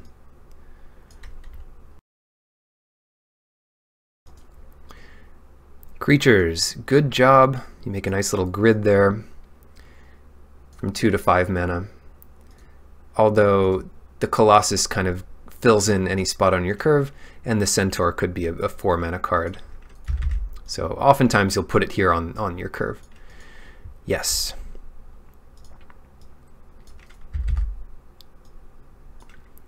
Flower Flourish.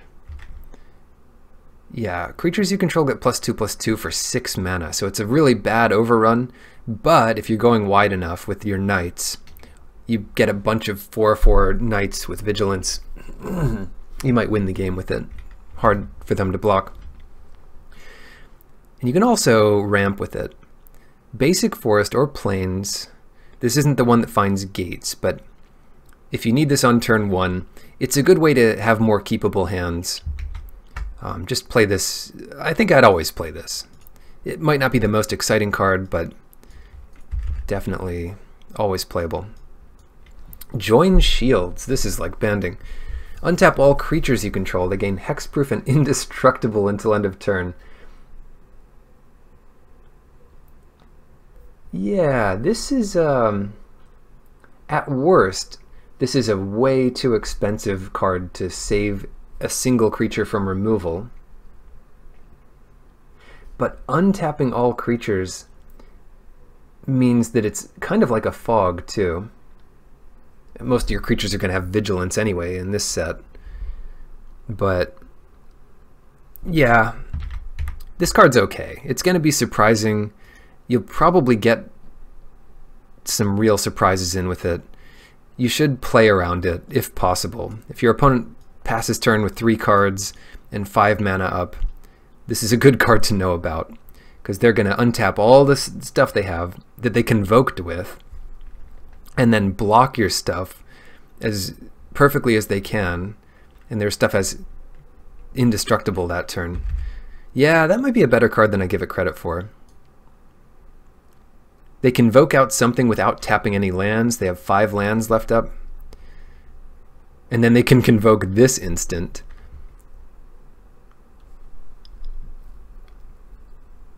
You think that card's bad? Or, well, March certainly is not bad. 5 mana is way too much. I mean, yeah, but yeah,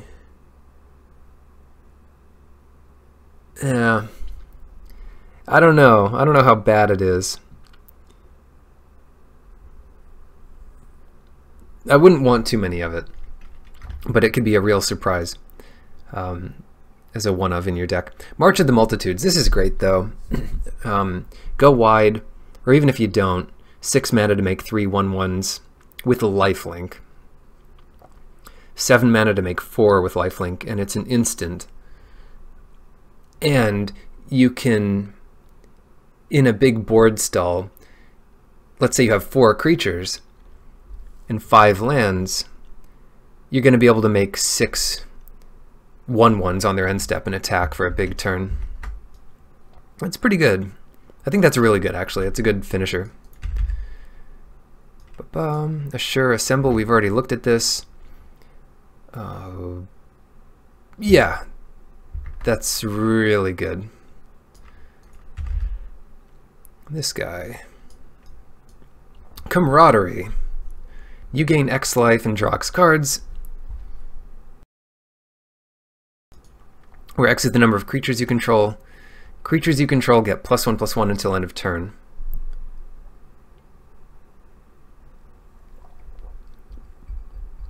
What is the limit for playability here?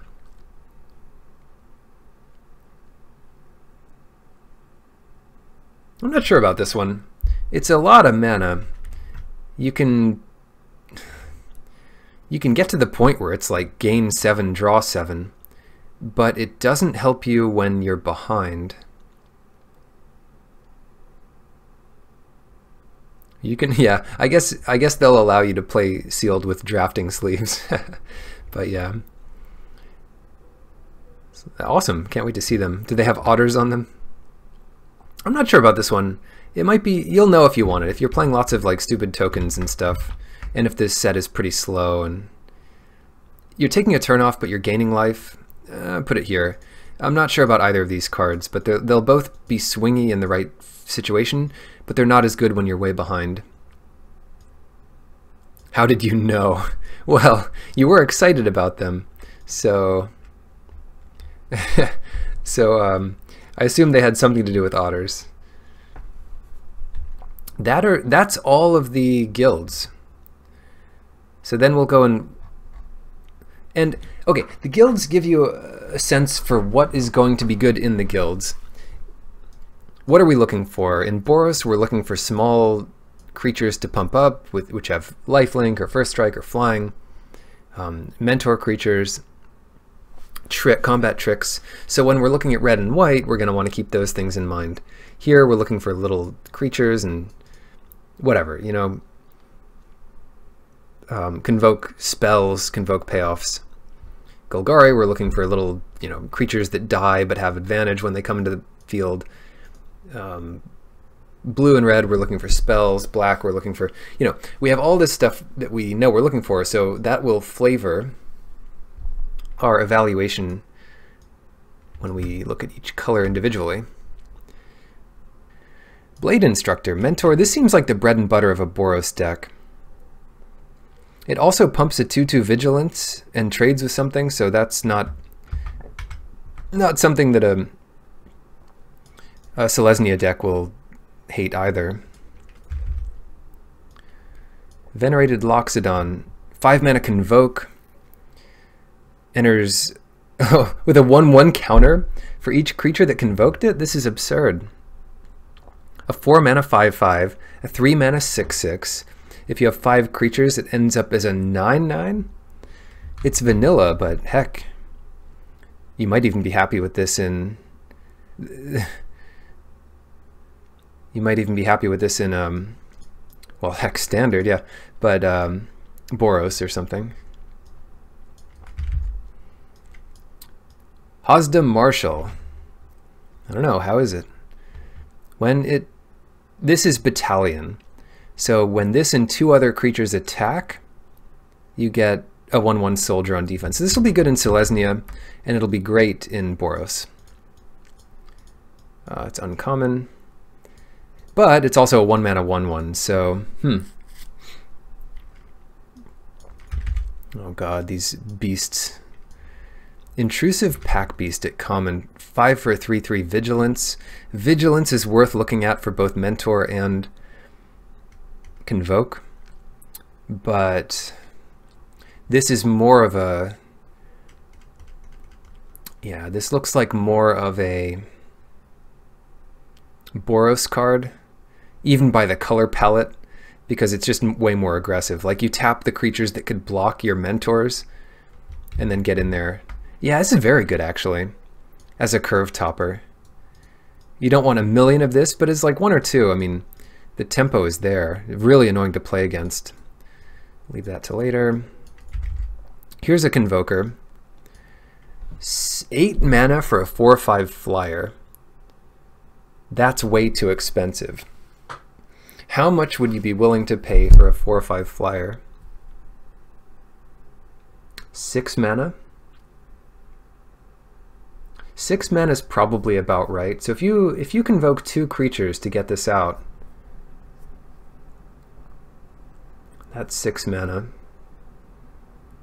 But then you have 2 less blockers.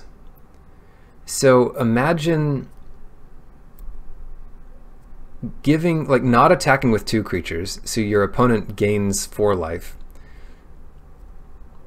So it's a 6 mana 4/5 flyer that your opponent gains 4 life. Or you have less creatures to block with, but this can block itself.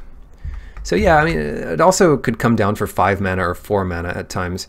I'd say, yeah, you'd probably want to play this. And it's a little worse in Boros, because taking a turn off to get a 4/5 flyer into play isn't necessarily what you want to be doing. Oops. Healer's Hawk. Yeah. 1/1s are going to be good in any white deck. Boros or Selesnya. It's worse if you're in some mess that's 3 or more colors, but making this into a 2/2 lifelink flyer is certainly a real payoff. I would say this is better in Boros than Selesnya, because tapping for 1 is fine. If all of the creatures in your deck have Convoke, then it's pretty much Llanowar Elves. But if they don't all have Convoke, it's just a 1/1 flyer. Well, it's still good in Selesnya because it's going to rack up damage, but it's better in Boros because it becomes a real threat. Gird for Battle. Oh boy. Again, the color palette tells you probably want to be in Boros here, and that's true. This has extra upside with Mentor because you pump your Mentor creatures and they can pump bigger creatures because they're going to run out of stuff to pump pretty soon. Yeah, it's an uncommon, which should indicate to you that it has, you know, a reasonable power level, and it's a permanent bonus. So don't look at it as a small bonus. Look at it as a permanent bonus, although we're not looking at that yet.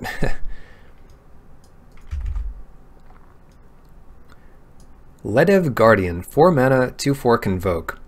Yeah, this one is not very exciting. It's kind of a defensive thing, but you have to tap a creature down to make it come at a reasonable time. You can think of it as like a stepping stone to a bigger Convoke thing. I don't like this card. What you're expecting to get out of this is a 3 mana 2/4 with downside. 3 mana 2/4 that taps a creature you control. No, you're never going to get it down on turn 2, so it doesn't play like a 2 mana 2/4. Leave it alone.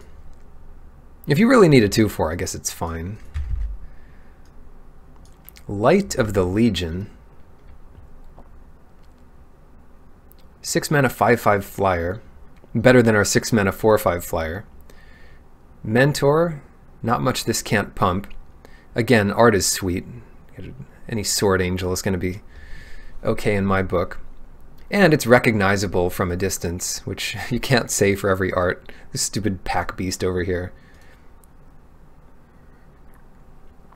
When it dies, put a 1/1 counter on each white creature you control. Nothing bad to say about this. It's a bomb. Just hope they don't exile it or steal it or something. Oh, that's not what we're looking at. We'll get there though. That one I have thoughts about. Skyline Scout. There's a thing from Khans of Tarkir that was a Jeskai thing. It's a 2 mana 2/1, but it could get flying by paying 2 and a white. It's like a 2 mana 2/1 in red. And that played really well, surprisingly. This might play similarly. It's less good on defense because it can't get flying on defense. But oh, that's a good point, Hoosier Jeff. The Angel is a bomb, but you could cut it in some really good Boros decks. I wouldn't. I mean, it's just like, think of it like Lathless. Even in a red-white deck in the format, you'd probably splurge on a 6 mana Lathless as your only 6 mana spell, maybe one of your only 5 or 6 mana spells, because it'll just win you the game in the late game. A pretty good chump blocker too. Anyway, Scout, I like it. Probably not great in Selesnya, but a decent target for a Mentor deck. And it's a way to win in the late game. It's a terrible example. Lathless is 6 mana. It's a great example. Oh, what am I doing? There we go.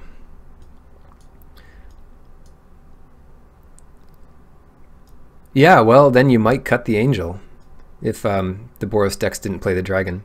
No, I'm saying Hoosier Jeff's point is good. I think this set is not as fast as people make it out to be. And the best decks, maybe they're going to be fast, but yeah, I would still play Light of the Legion. Yeah, it's like a Volcanic Dragon, but it's better than a Volcanic Dragon, even if not quite so fast. So Hoosier's point is good. If your deck is good enough without it, then you'll know, and if you are playing any 6 mana cards, you probably want to be playing this, because they're yeah. Anyway, 10th District Guard. Target creature gets a little tougher, which could make it easier for them to attack. Weird. Not insanely good, but fine. I'm trying to think of when that would be good specifically. It's probably good in... It's probably better in Boros because you can pump one of your mentor attackers to survive. And 1 toughness could make all the difference. Hunted Witness, instead of getting a 1/1 spirit like the Doomed Traveler, you get a 1/1 white soldier token with lifelink. The perfect... Yeah, I mean, if the blade guy is no longer dying to a 1/1, that's pretty good. It's not very... The guard isn't very good, though. It's not very good. But it's a filler. It's poor filler. Create a 1/1 white soldier token with lifelink. Yeah, good in Convoke. Decent as a mentor target. Not exciting. Probably not as good as the Healer's Hawk, which will just come out turn 1 and people will groan. They'll be like, oh, come on. I can't block that for a while. And I don't want to spend removal on it. Izzet might be good against Boros, just to have like little 1 damage spells. Crush Contraband. I would main deck this in Sealed, especially 2-headed Giant. Even 1 or 2 copies. Probably just 1 copy in regular Sealed. Unless you're really aggressive.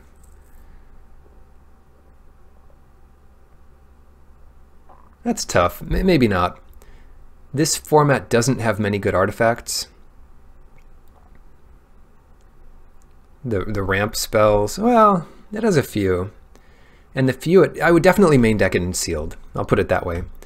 In Sealed, you're going to run across those big monsters. There's a few good uncommons that you'd always play as artifacts. Side it out if you don't see anything. But don't feel bad about leaving it out. I shouldn't be going over those yet.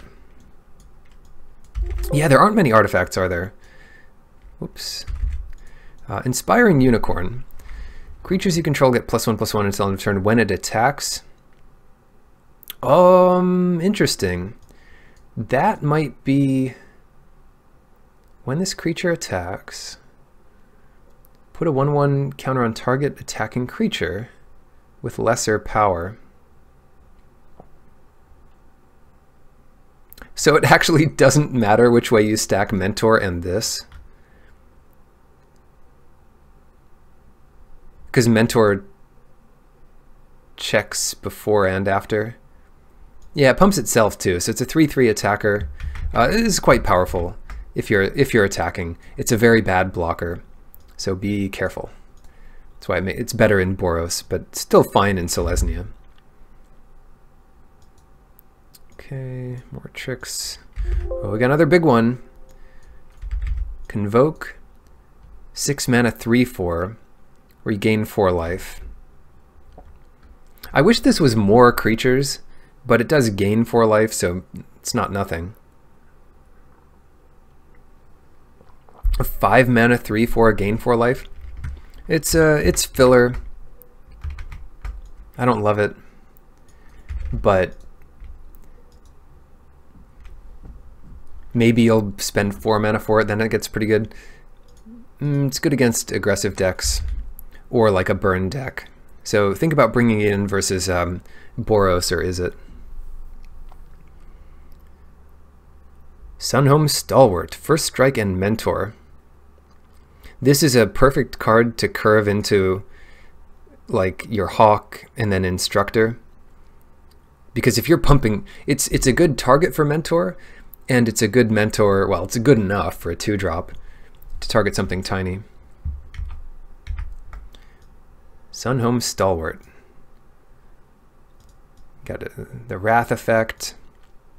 This is a creature, more or less. It doesn't make vampires, but it does make soldiers with a lifelink, and it makes 2 of them, so it's good in Convoke, and it's good as Mentor targets.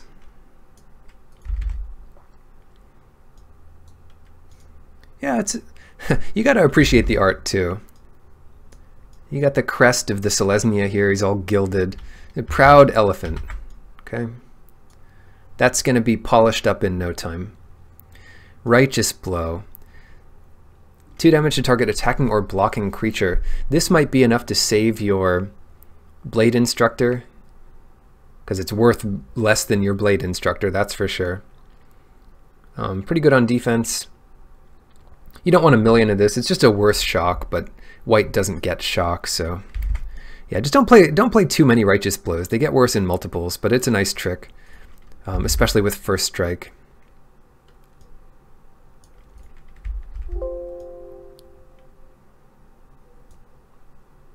Oh yeah, if you look at it wrong, it could be like a goblin face or something.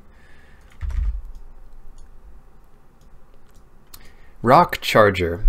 When Rock Charger attacks, target attacking creature without flying gains flying until end of turn, and it's a 1/3. So this is the flyer you're always going to get to pump.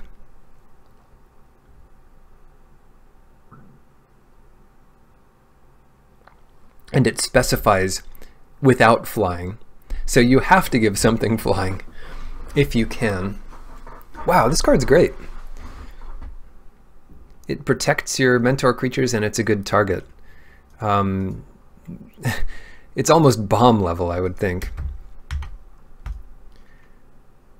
Definitely team that up.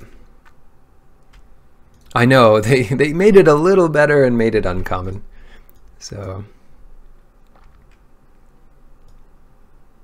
oops. Conclave Tribunal, Luminous Bonds. What the heck is this thing? Parhelion Patrol. Flying Vigilance Mentor. As a 2/3. Flying Vigilance is sort of the base case for these 4 mana 2/3 flyers. Or Vigilance is the case. 2/3 with Mentor. But it has Vigilance.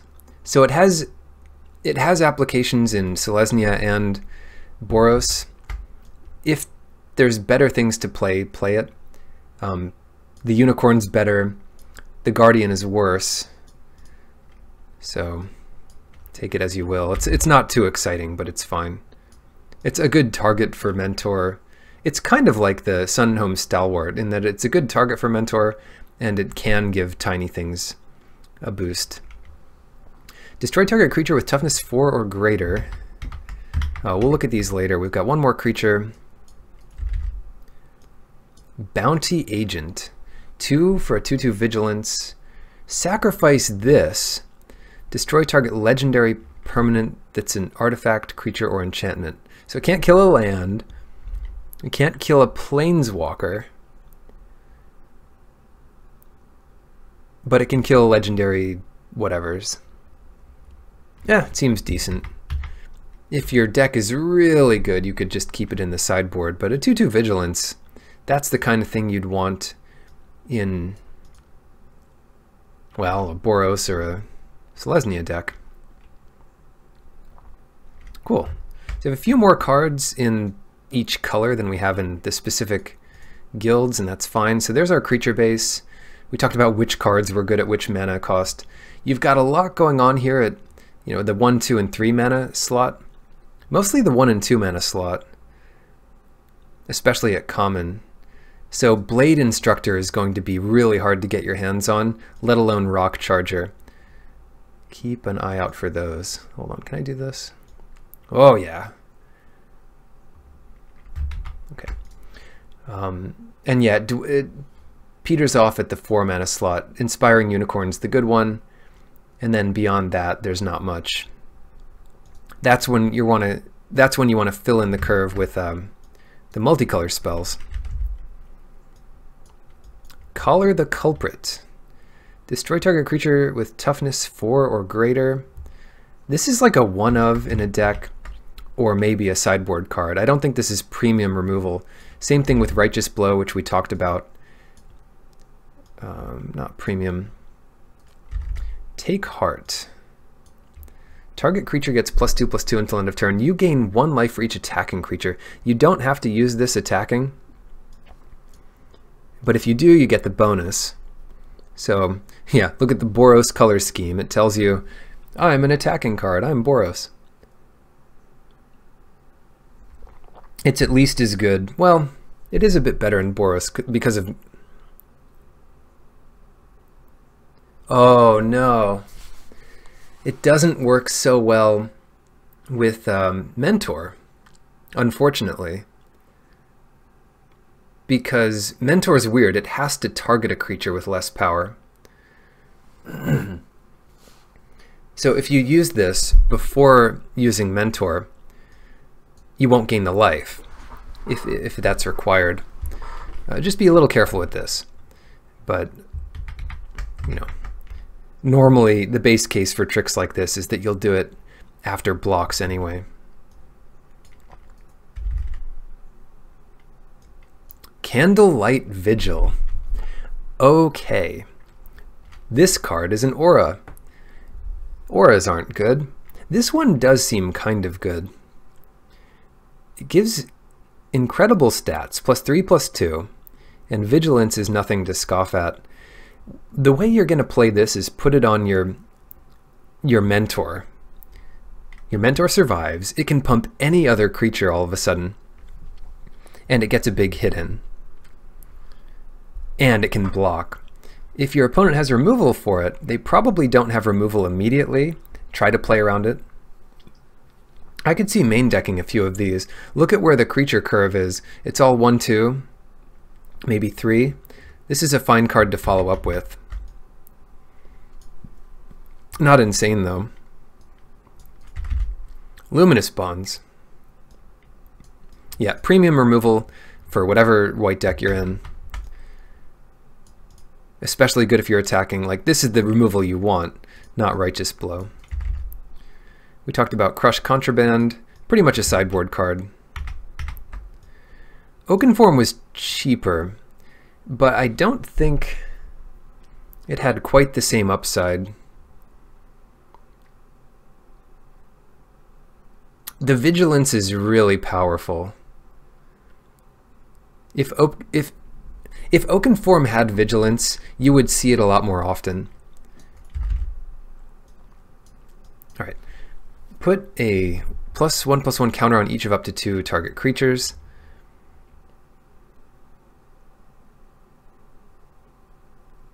We already talked about that. I think that's very good.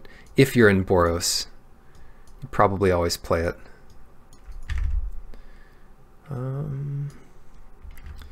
Demotion, only good on offense. It pretty much kills any wall they have, because that already can't attack. And it stops activated abilities. I don't love it. You'll know if you want it. If you're in like a board stall position, maybe in a Flyers deck it'd be better to stop their flyer from blocking so all of your flyers get in. If you know you want it, you'll want it. It is uncommon. Sometimes that's because the card's better than it looks, and sometimes it's because R&D doesn't want you playing it because you'll feel bad. Tribunal. 4 mana. Whoa, with Convoke. It's an Oblivion Ring with Convoke, so it's a slightly overcosted Oblivion Ring, although that's usually what we're paying for it. This card is insane. Premium removal. Play every copy you get, no matter what deck you're in. Dimir, play it. Izzet, play it. Alright. Divine Visitation. If any tokens would be created under your control, Selesnya has a few good ways. Hazda, Marshall, Amara. Look for synergy with this. That many angels with vigilance are created. That many Sarah angels. It does nothing on its own. Cancel. But the first time you make an angel, it pays for itself. And then if you make 2 tokens, you win the game. So does nothing. Step 1, tier 1 does nothing. Tier 2 pays for itself pretty well. And tier 3 wins you the game. So hard to evaluate this one. I'll put it up here because if you have a good deck for it, then you'll be very happy with it. Here we go, a rare token maker. Dawn of Hope. We got, ooh, that's a beautiful Selesnya card. Oh, I wish cards were bigger so you could appreciate their art. Look at the detail in the background. This is the coolest card I've seen so far by far. Oh, I love trees. Okay, okay, good. Is that Amara up front? Whenever you gain life, you may pay 2. If you do, draw a card. Cool, you got your Healer's Hawk, so gain life there. And then for 4, you can make these soldiers with a lifelink. I forget how many soldiers there are with lifelink. Yeah, this card, this is an absolute bomb on its own. So you don't need, I was worried that it would be like a combo card with life gain cards, but it just makes lifelinkers itself, and it makes as many as them as you want. Citywide Bust, destroy all creatures with toughness 4 or greater. Hard to evaluate. I think you'd main deck it most of the time, especially in Boros, but you might leave it in the sideboard. And it's definitely not a bomb. You just have to see. Some of the cards are format dependent. What have we done here? We have laid out the color white as if we're building a sealed pool, and we opened one of every white card. We have an idea of our curve. We can rate the power in each column here. We know how many creatures we have and what creatures we'd cut first or whatever, right? And then we've set aside all our other spells, and we have a pile of spells we're definitely playing, a pile of spells we'll put in as our 23rd or 20th card, and a pile of sideboard cards or whatever. That's what you want to do with your pools, basically. And now we can do that a bit quicker because we've done it for every single card once, even though we're not really building a deck with this. All right, so there's white. Blue. Oh boy, Narcomoeba.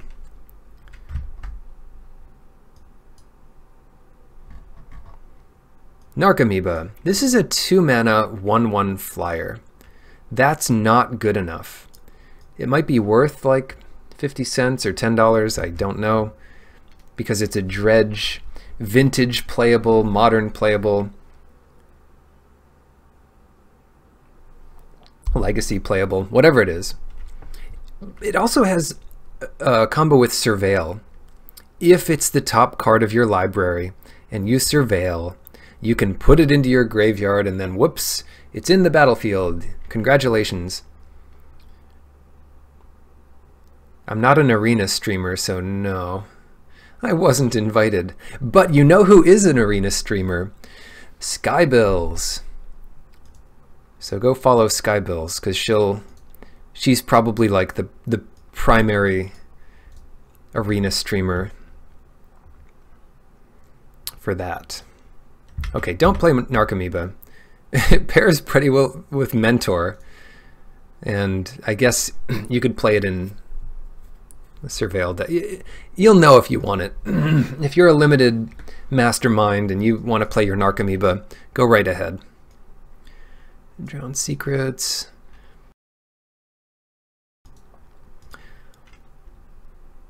I don't even know if I'm on the map with Wizards.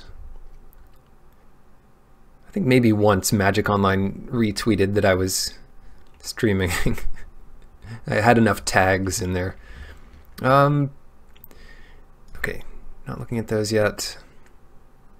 Muse Drake. When Muse Drake enters the battlefield, draw a card. 1/3 flyer for 4.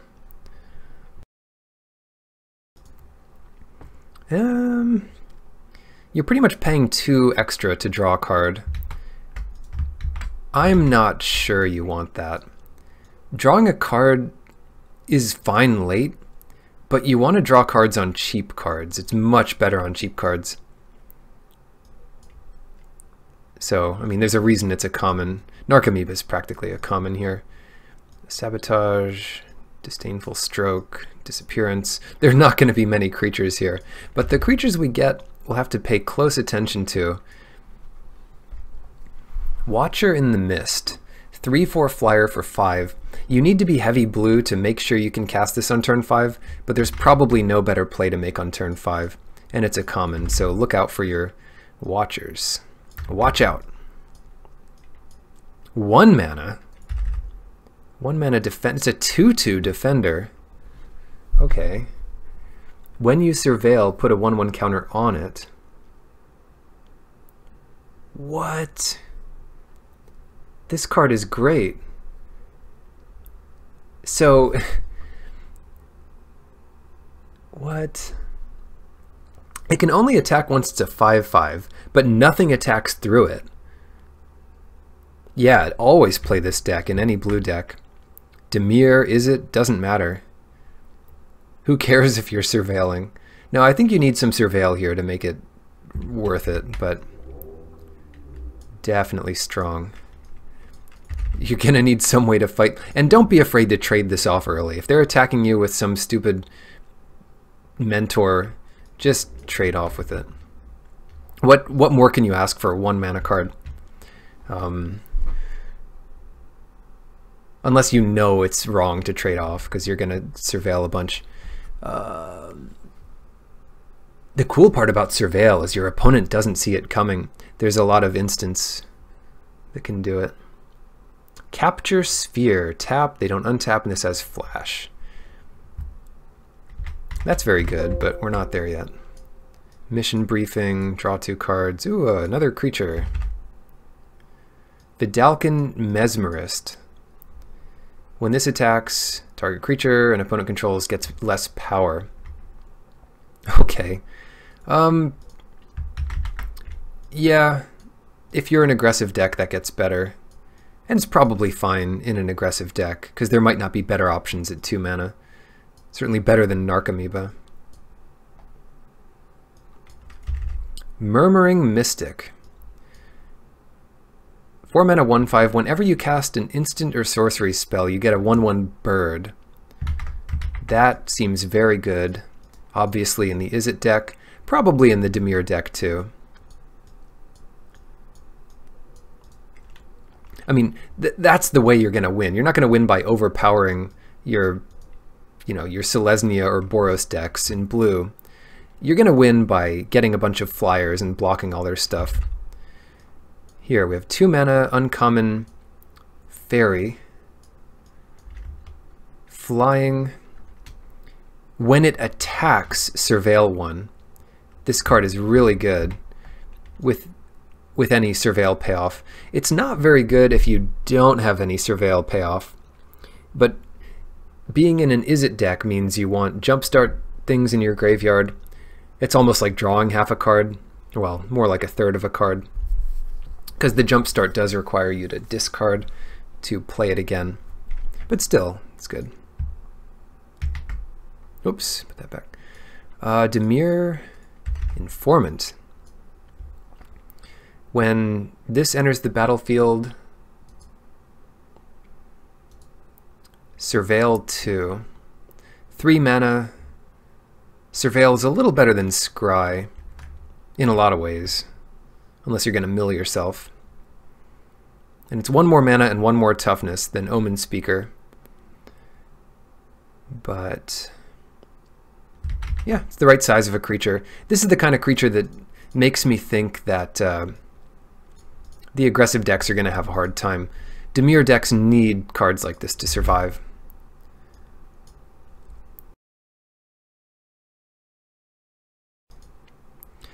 Target creature can't be blocked this turn for 3 mana. It's a 1/3. This card is good for a common. Good late game condition, win condition.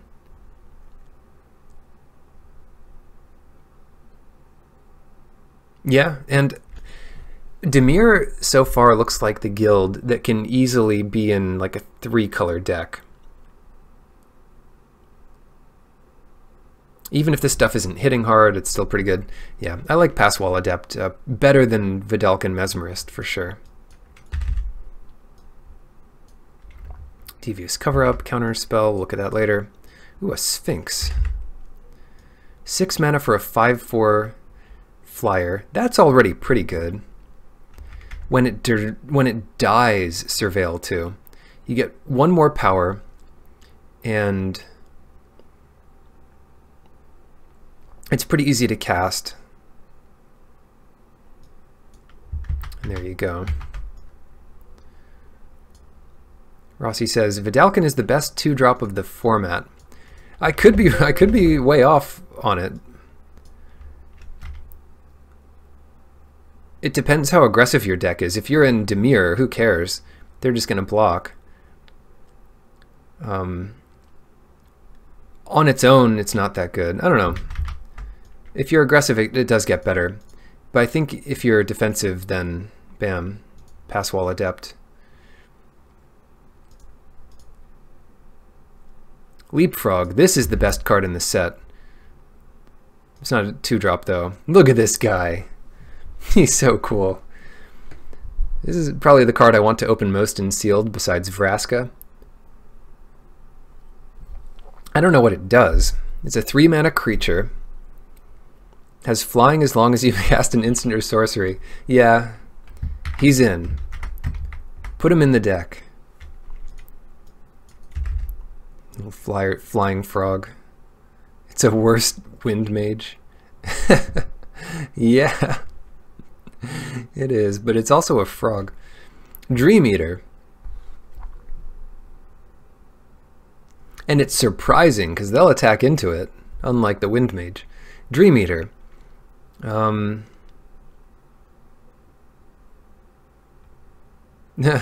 draft Simic. Simic's not even represented in this set. Oh well. Dream Eater. What does this guy do? It flashes in. It's a 4/3 flyer. It's mythic. Oh, gotta put the City Watch Sphinx down here. It's mythic. When it enters Surveil 4, which is probably better than drawing 1, especially in this set. When you do, you may return target non-land permanent an opponent controls to its owner's hand. Oh. Any non-land permanent creature.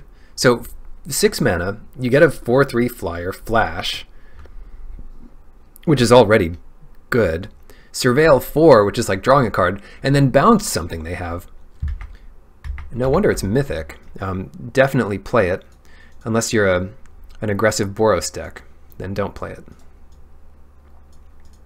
People remind me that it's 6 mana. Ooh, a crab. Wow.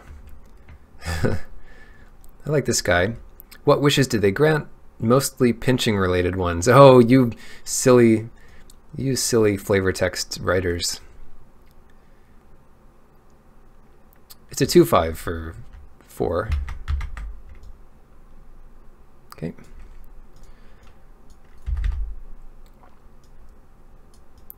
I mean, how do you evaluate something like that? You're not excited to play it. Maybe you need a 4-drop creature. Maybe the format is such that like 2/5s are pretty good. It doesn't look very good though.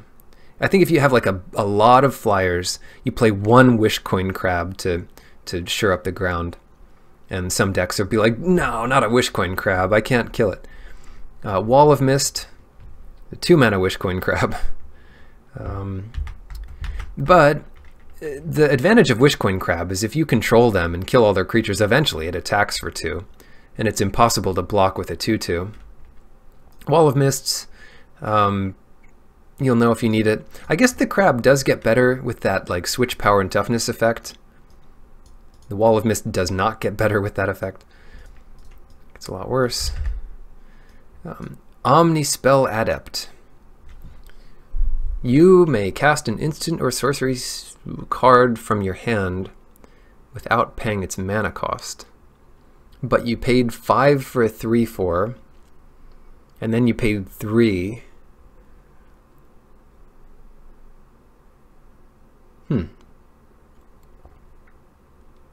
You can make your sorceries into instants with this, which is kind of cool. It seems okay.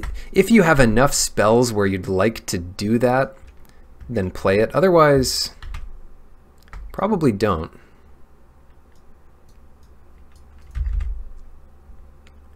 Crab plus Mentor is pretty good. You got that right. Yeah, you could just put more counters on it. You're not wrong. I mean, Jeskai is going to be the most aggressive wedge. We learned all about wedges today. I said that, Rossi. But you're not wrong. Guild Summit. This looked like a creature. Is not a creature. And okay, now we're done with creatures. A lot of defenders here. Two that I can see. So it looks like blue has a mix of like very defensive creatures and a couple powerful flyers to watch out for. Sphinx is down there. Mainly the Watcher in the Mist, the Sphinx, and like the Dream Eater. So defend early, and our Leapfrog friend. Don't get super excited about the Leapfrog. I'll probably play more because I like the art. Okay. Spells. We have a lot of spells here. So again, we're going to have like a pile of really good spells, a pile of like filler spells, and a pile of spells relegated to your sideboard for the most part. Guild Summit.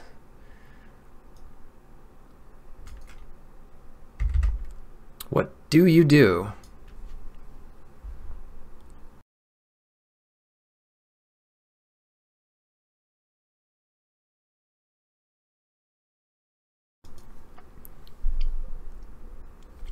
This is a gate payoff for like a really multicolor deck. Draw a card for each gate tapped this way when you play this. But you can't have used the gates to play it, but it's a cheap spell. Guild Summit. Whenever a gate enters the battlefield, draw a card. So draw a card eventually for every gate in your deck, no matter what. Yeah, this is pretty bad. Unless you have like 6+ gates in your deck. I think you don't play this unless you know you want it.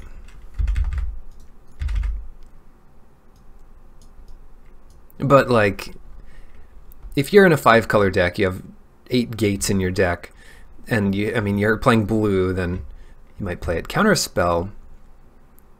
Exile. It's a 4-mana counterspell, but what do you get?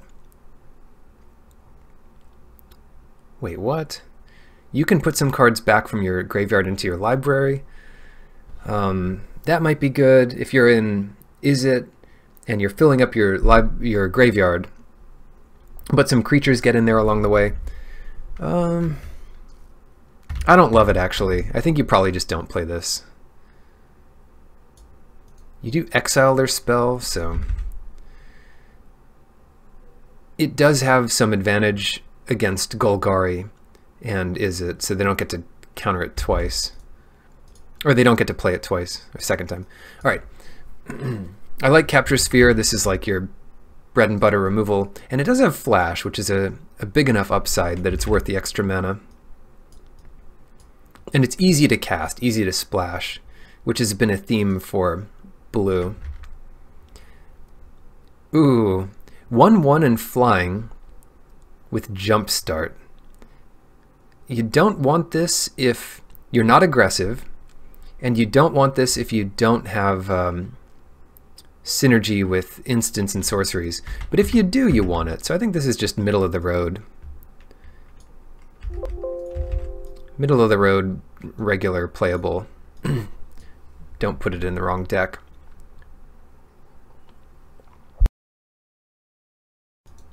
It was an Izzet card, not a Dimir card. When you cast a blue spell, target player puts the top 2 cards of their library into their graveyard. Mono blue mill, or some kind of Dimir mill, might want this, but I would I would get out of there. It's also good with Mentor. So in the Jeskai deck, think of this as like a Jeskai card. I don't know if you're kidding, but like you're right. It is good with Mentor. I think you're not kidding. Yeah. You could play a blue-white deck. It's more of a draft consideration, but you could play a blue-white deck with like blue aggressive cards and white aggressive cards. That might be where your Mesmerist comes in. Anyway. Enhanced Surveillance. You may look at an additional 2 cards each time you surveil. Any 2 cards. Opponent, show me those 2 cards in your hand. I'm surveilling. Or I will look at the bottom 2 cards of my deck. Or, I'm just kidding. I think it just lets you surveil 2 more cards. You can't play off-guild 2-color decks. They won't be common, but I think they'll be possible, Rossi. Don't close your mind to such nonsense. Especially since they're all commons. Like, you could just put together the common decks. I'll play enough drafts that I'm sure it'll happen. Anyway, shuffle your graveyard into your library. I'm not even positive how this works. I'm pretty sure it just means you scry. If it says scry 1, you scry 3. Or surveil. Shuffle your graveyard into your library. I don't love it. I don't love it. We'll put it over here.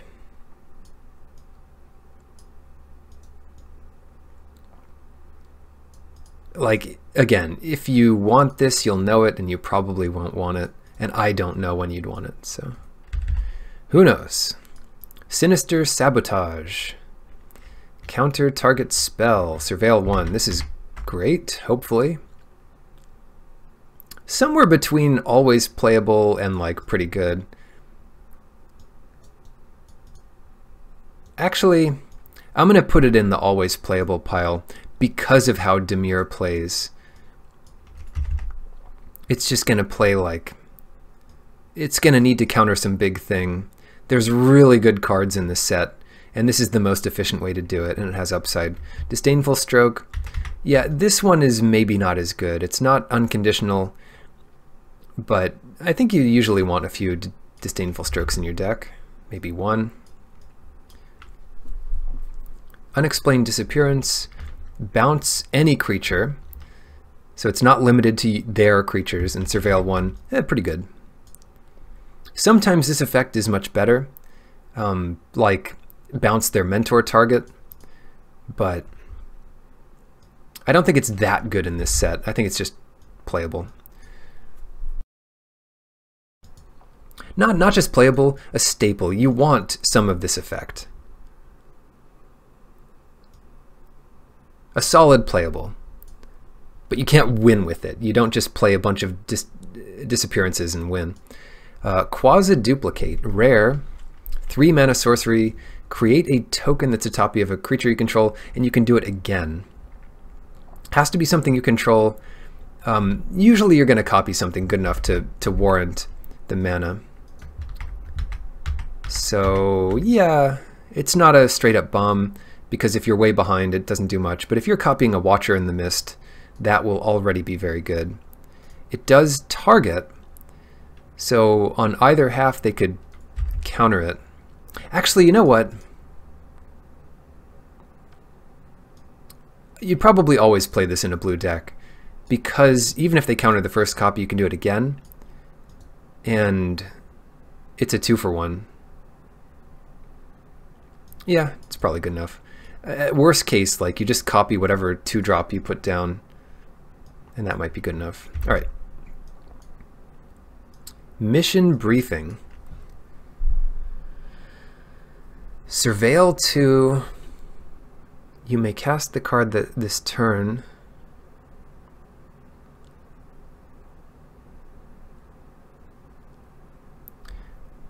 If you cast this as an instant on your opponent's turn, I don't think you'll be able to cast the sorcery.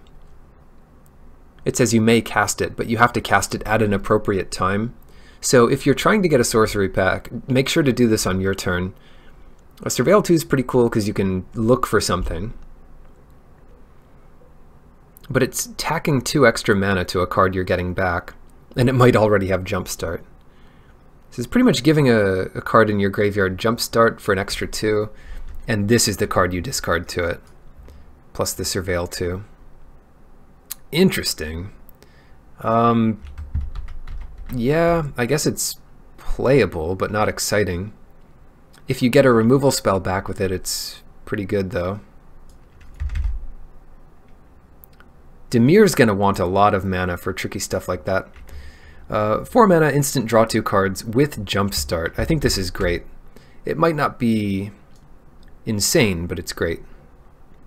You think Mission Briefing is unplayable trash? Yeah, it depends on how much time you have. It doesn't seem great, does it? It could definitely be in this pile. Radical Idea. Draw card, Jumpstart. You don't actually get card advantage here, but it feeds your spell count. So I suppose it's fine. You'd rather it be 1 mana, but it's not complete garbage. Selective Snare.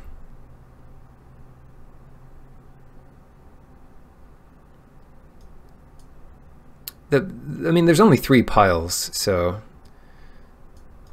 Selective Snare. Return X target creatures of the creature type of your choice to their owner's hand. So you have to pay more, and it's a sorcery. This is a sideboard card. It's not good enough if you're just doing it to 1 creature. And it's a sorcery, so I think it's just worse than the Disappearance. But you could bring it in against like a really tribal deck, like a token deck. Target creature gets -3 until end of turn, and Surveil 2. I don't like this one, but if you need a lot of spells and Surveil is good, then it'll be good.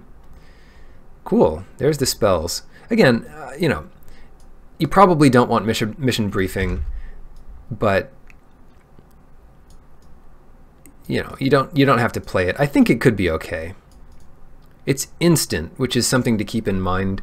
It's an instant Surveil 2, which is almost worth a card in itself. Some decks might want it. All right, that's blue. Time for black. If you look at, and if you have a lot of cheap removal, it'll be better. All right, if you look at black, then you'll be doing what I'm doing. Looking at black. Bartisan bats? That can't be a word. Bartisan bats? An overhanging corner turret at the top of a castle or church tower. Go magic vocabulary. Thanks, Allure. Whoa, we got the... Okay. All right. I'm learning stuff all the time. I didn't think symbiont was a word, but it is. It's either member of a symbiotic relationship. 3/1, it's not very good, but maybe you want it. It doesn't have a relevant creature type like it did last time where it was a vampire, and then it was fine. It might be, like, it's okay. It's a 3/1 flyer for 4. Not as good as a 3/2 flyer for 4. There are 1/1 flyers to worry about. Play it if you need it. Doom Whisperer. What the heck? This card is absolutely insane. It's a 5 mana 6/6 flyer with trample with upside. The only 6/6 flyer tramples in black that have downsides are the the 4 mana ones. Tack on a mana, might as well give it upside while you're at it. It's mythic, so hopefully your opponents don't open it that often. And if you open it, you better play it, because it's very good. Insanely good, in fact. I don't get the name. Doom Whisperer? Like, it's just... I guess it has Surveil, so that works. Dowser of Lights. 5 mana, 4/5 horror. Okay. A 4/5 creature is actually pretty decent, and it's easy to put in any black deck, so... You know, it's not exciting. If your deck's good enough, you probably don't play it, but it fits in the curve there. And it blocks 4/4 Vigilances that are going to come out of Selesnya. So if it matches up well in the format or against your opponent's deck, slam it in there. A Doom Whisperer is quite good. Mephitic Vapors. Mephitic's not a word. It's like Mephisto or something. Mephitic. Oh no, it is a word. Foul-smelling, noxious. Okay, 2 words. 2 words in 2 minutes. All creatures get -1/-1 until end of turn. Surveil 2. If this was an instant, you might want it. Other than that, I find it as a sideboard card. Oh, but we're not at those yet. Just on a roll here. Yeah, Thornhide was okay. Anyway, I think since this is not a core set, it's going to be more intricate and powerful. So vanilla creatures get a little worse because of that. And there's no upside for having like 4 power creatures. Anyway. But it, you know, it's black, so black doesn't usually get things that big. When Spinal Centipede dies, put a 1/1 counter on target creature you control. Typically this effect has been pretty solid. I like it. Oh, there's my boy, Deadly Visit. Take a look at that later. Yeah, so Dowser might have a nice spot in the game. Blood Operative. 3 mana for a 3/1 lifelink. That's already like common level, but worse because it's harder to cast. That's the French vanilla test. But then, when it enters the battlefield, you may exile target card from a graveyard. Well, okay. You're gonna hurt their Undergrowth or maybe get their Jumpstart card. Big deal.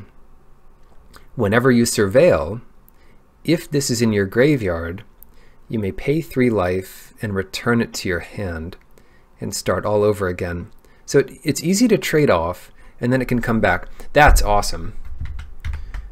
The fact that you could ever get this back and it has lifelink means you're going to survive to get it back. Yeah, you'll always play this. It's a little hard to play if you're just splashing black, but it's a Dimir. It's an awesome Dimir card, and it's a pretty good Golgari card too, because it's easy to trade off, and then it'll fuel your Undergrowth, which counts the number of creatures in your graveyard. Hired Poisoner, 1/1 Death Touch. It's not a mouse, it's an assassin. And you can tell it's poison because it's green. Pretty good. This is a good card. It's going to keep you alive. It trades up. If the board is stalled, you can just attack with it, unless they have a lot of tiny creatures they're happy to trade with.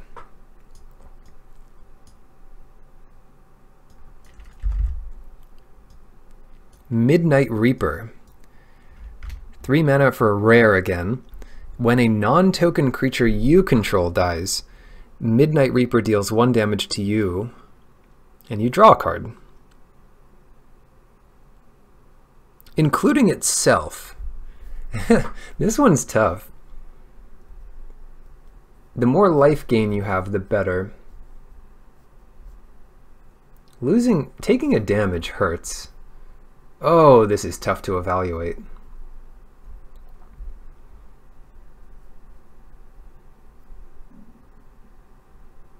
Careful with this one.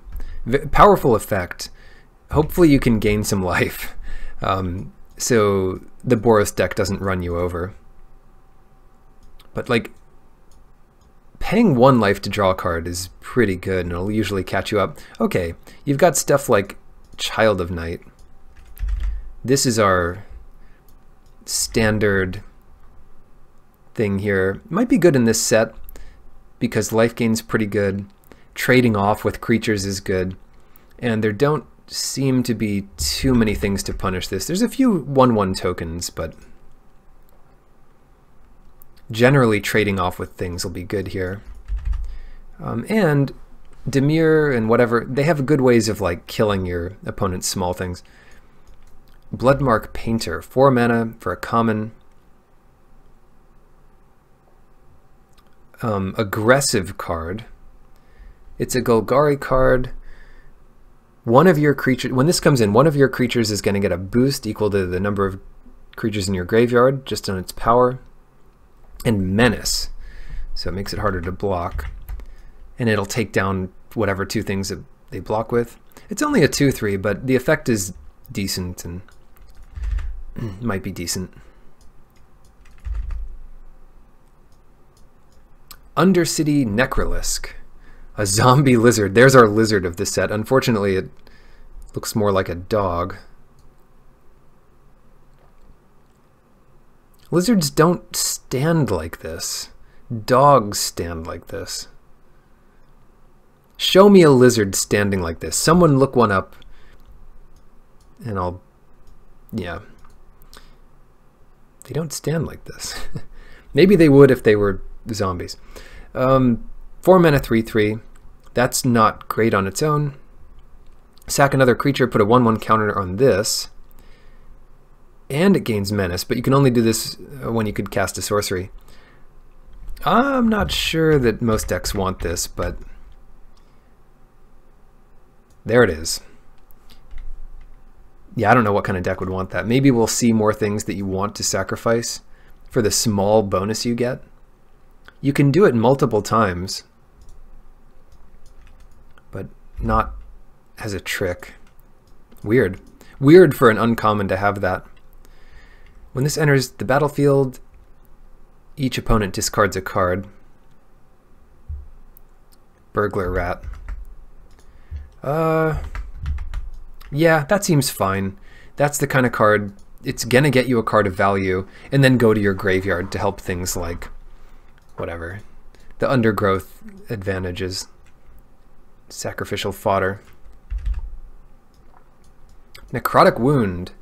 The Obzon Shard is starting to look like it has synergy, since you have lots of stupid tiny creatures with bonuses, and then you can use those to tap for convoke creatures, and then sacrifice them later. Spell, we'll look at that later.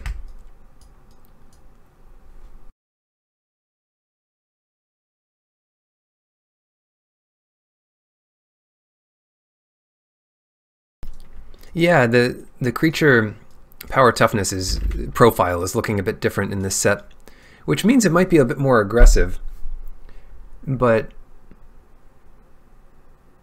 I'm seeing enough defensive creatures that my hope is that it's not super aggressive.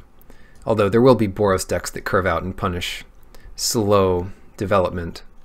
So don't skimp on your 2-drops if you're a control deck. Now, Plague Crafter enters. Each player sacrifices a creature or a planeswalker. Each player who can't discards a card. Oh, no. Okay. So, ideally, you'll be playing this after playing something like Burglar Rat. Ideally, you won't be sacrificing it. I think this is decent. It always gets a card, unless your opponent has no creatures and no cards in play, in which case upgrading one of your things into a 3/2 might just be fine anyway.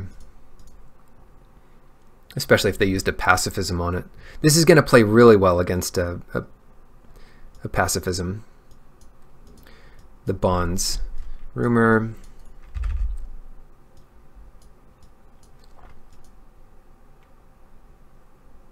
Veiled Shade gets +1/+1 until end of turn for 2, 3 mana card. Yeah, I think that's good enough here. Because in the super late game, this can be a 5/5 attacker or blocker, and just threatening to do that is usually going to be enough. Lotleth Giant, same ilk as Lotleth Troll or whatever. 7 mana, 6/5. It's expensive, but what does it get? When it enters, it deals 1 damage to target opponent for each creature in your graveyard. 5 mana, 6/5 would be like really nice. You're paying 2 extra mana to maybe like Lava Axe your opponent. It's expensive and it doesn't do much until 7. Maybe one of in your Golgari deck. It's a weird payoff.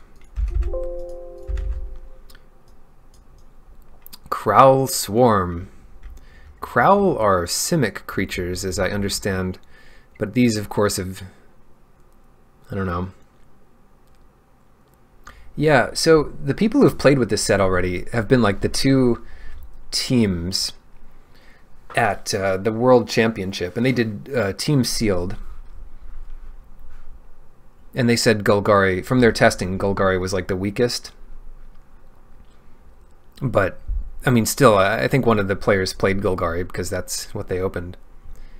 If you have a way of ramping, play a few key runes or whatever. I don't know, but, you know, I'd rather get a big creature into play than burn my opponent. Maybe not, I don't know. 5 mana for a 4/1 flyer. That's a big flyer for black. And you can trade off with this and then discard creature card. Crawl Swarm is probably good enough. It's going to be annoying to deal with. It's not a card I would think about as being like strong by itself, but then I think about if my opponent plays this and I'm not in a position to kill them, then they're going to bring out their 4/1 flyer against me again. And I only had 1 flyer to block it, and now I'm left with nothing. So it's probably better than it looks. It's like a, you know, it's a 4/4 flyer that dies easily for 5. Barrier of Bones, another defender. When it enters, surveil 1. It's no Vampire Neonate, but you could do worse. Pilfering Imp. You could do worse than leaving it out as well. 1 mana, 1/1 flyer. And you can cash this in to discard a card from your opponent's hand.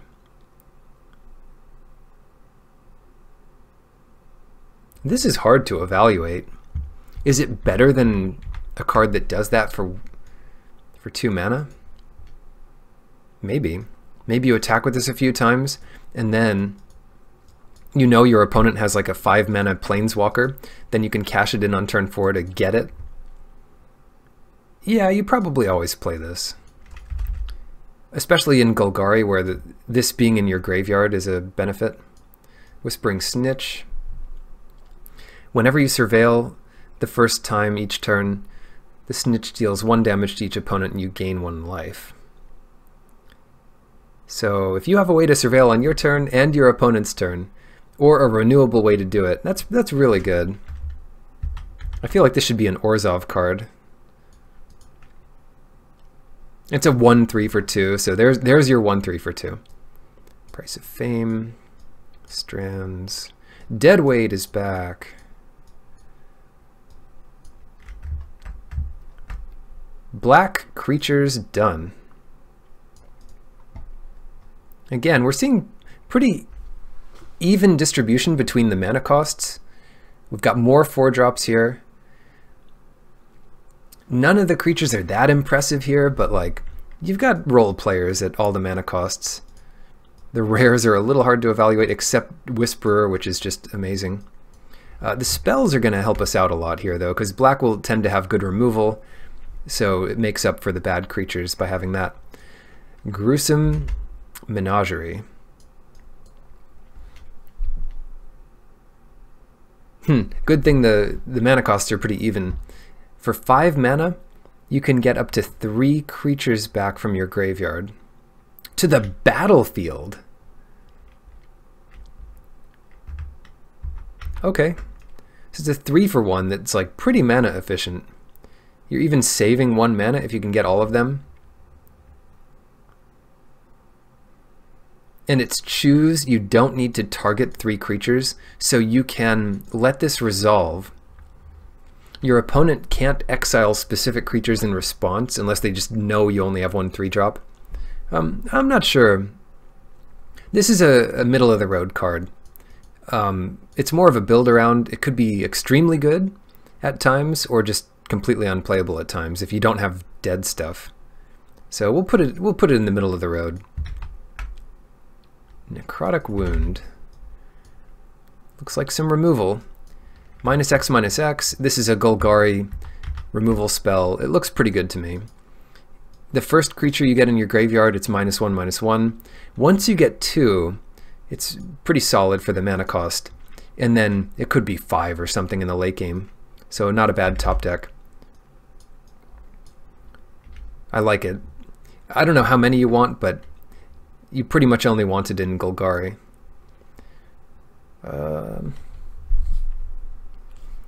Search your library for a black card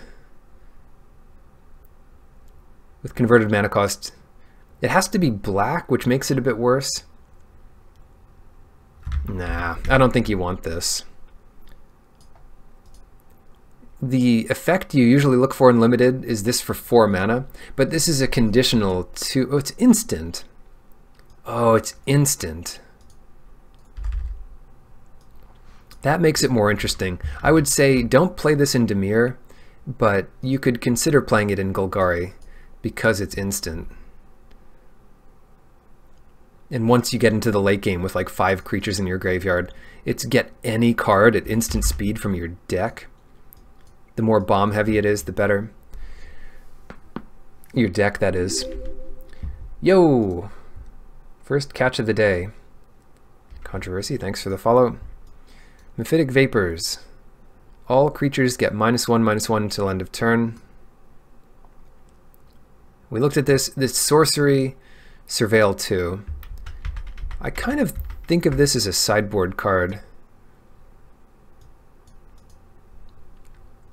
It's not going to kill much, and it's 3 mana. Yeah, but here is a good card.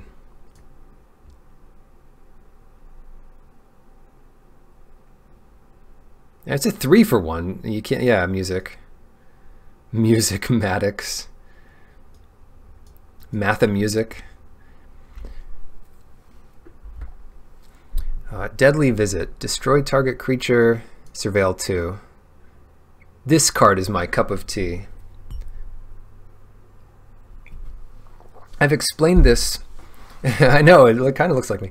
I've explained this a few times, but I'll tell you what's happening in this card, because it's not obvious. You've got this assassin back here, and apparently this assassin is hired to kill this guy.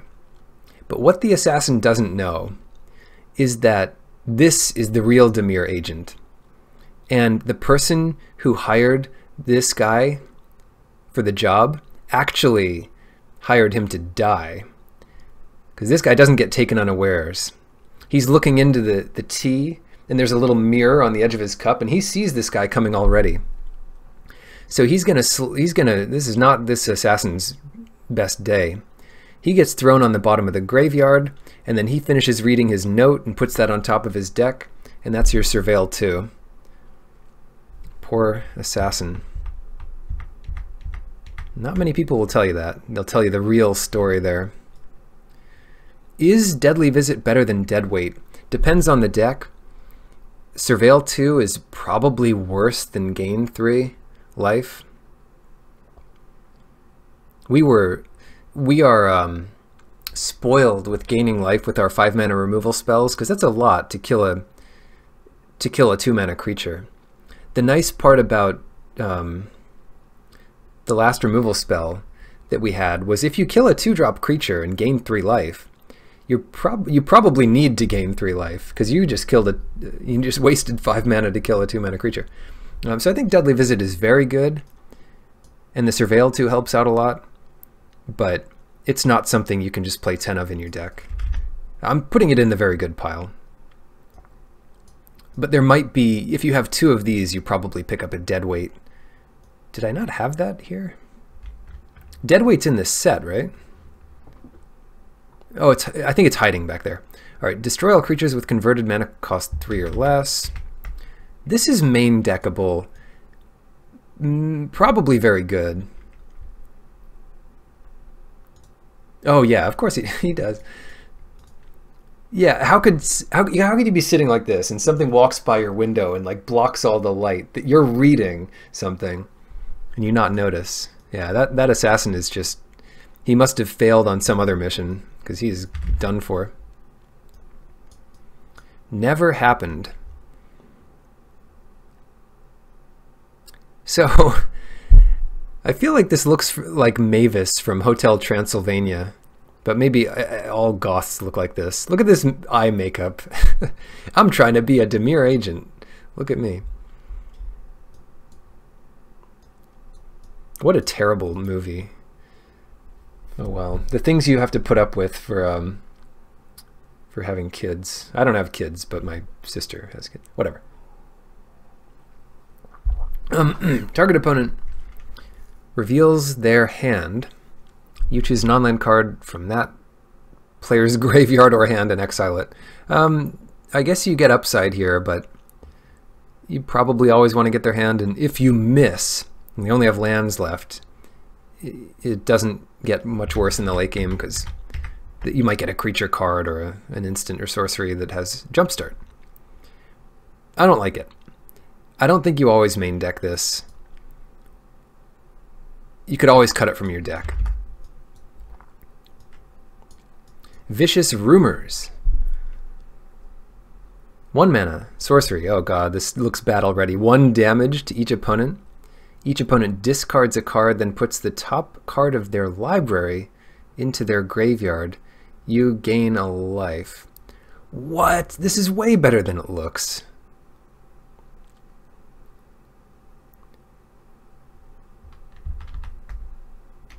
Huh. Didn't this cost 1 before? No, because this gets creatures or spells. And it didn't get stuff from the graveyard. I don't think this ever cost 1 or 2 even. I thought this was usually a 3-mana spell. Vicious Rumors does look pretty bad, but it gets a lot better in Two-Headed Giant because it's each opponent. In fact, it goes from like unplayable to one of the best cards in your deck because it becomes a 2-for-1 and you gain a life.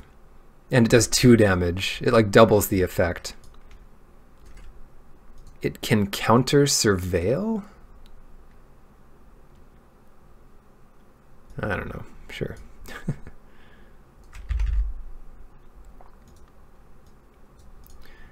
Price of Fame. This is one of the best cards in the set. It says 4 mana instant, destroy target creature. And Surveil 2 on top of that. It was already the best card in the set, and they're like, not good enough. Let's Surveil 2. So it's already strictly better than Deadly Visit. I think they just forgot to take off Surveil 2. They meant to only have it on Deadly Visits, but they like copied and pasted the text and forgot to take it off. And then, not only is it instant, but like, I don't know if there are any legendary creatures, but if there are, it costs 2 less to play it on them. So, I mean, that's maybe just the best black card besides the Doom Whisperer. And I wouldn't be surprised. Well, no, you probably take Doom Whisperer, but they're very close in power level. Anyway, as an additional cost to cast this spell, Sacrifice a creature, so 2 and sack a creature. You gain life equal to the sacrificed creature's toughness. Destroy target creature an opponent controls. Yeah, you probably always play one of these, because your opponent probably always has one hard to deal with creature, and you gain some life out of it. This might be like the worst of the cards we've looked at, though. Actually, I don't know about that. Maybe it's better in Golgari. Deadweight. Classic removal. If it doesn't kill the thing, at least it puts it down to size. Yeah, you always play a few of these. Very good removal. Creeping Chill. Forget Crippling Chill. This is Creeping Chill, because it looks like a spider. And it's cold. Creeping Chill does 3 damage to each opponent, and you gain 3 life for 4 mana. I'm not even sure if I like this in Two-Headed Giant. It's 4 mana, deal 6, and you gain 3. But I guess if you're aggressive. But what else does it do? When it's put into your graveyard from your library, so if you surveil this, you may exile it. If you do, Creeping Chill deals 3 damage to each opponent, you gain 3 life.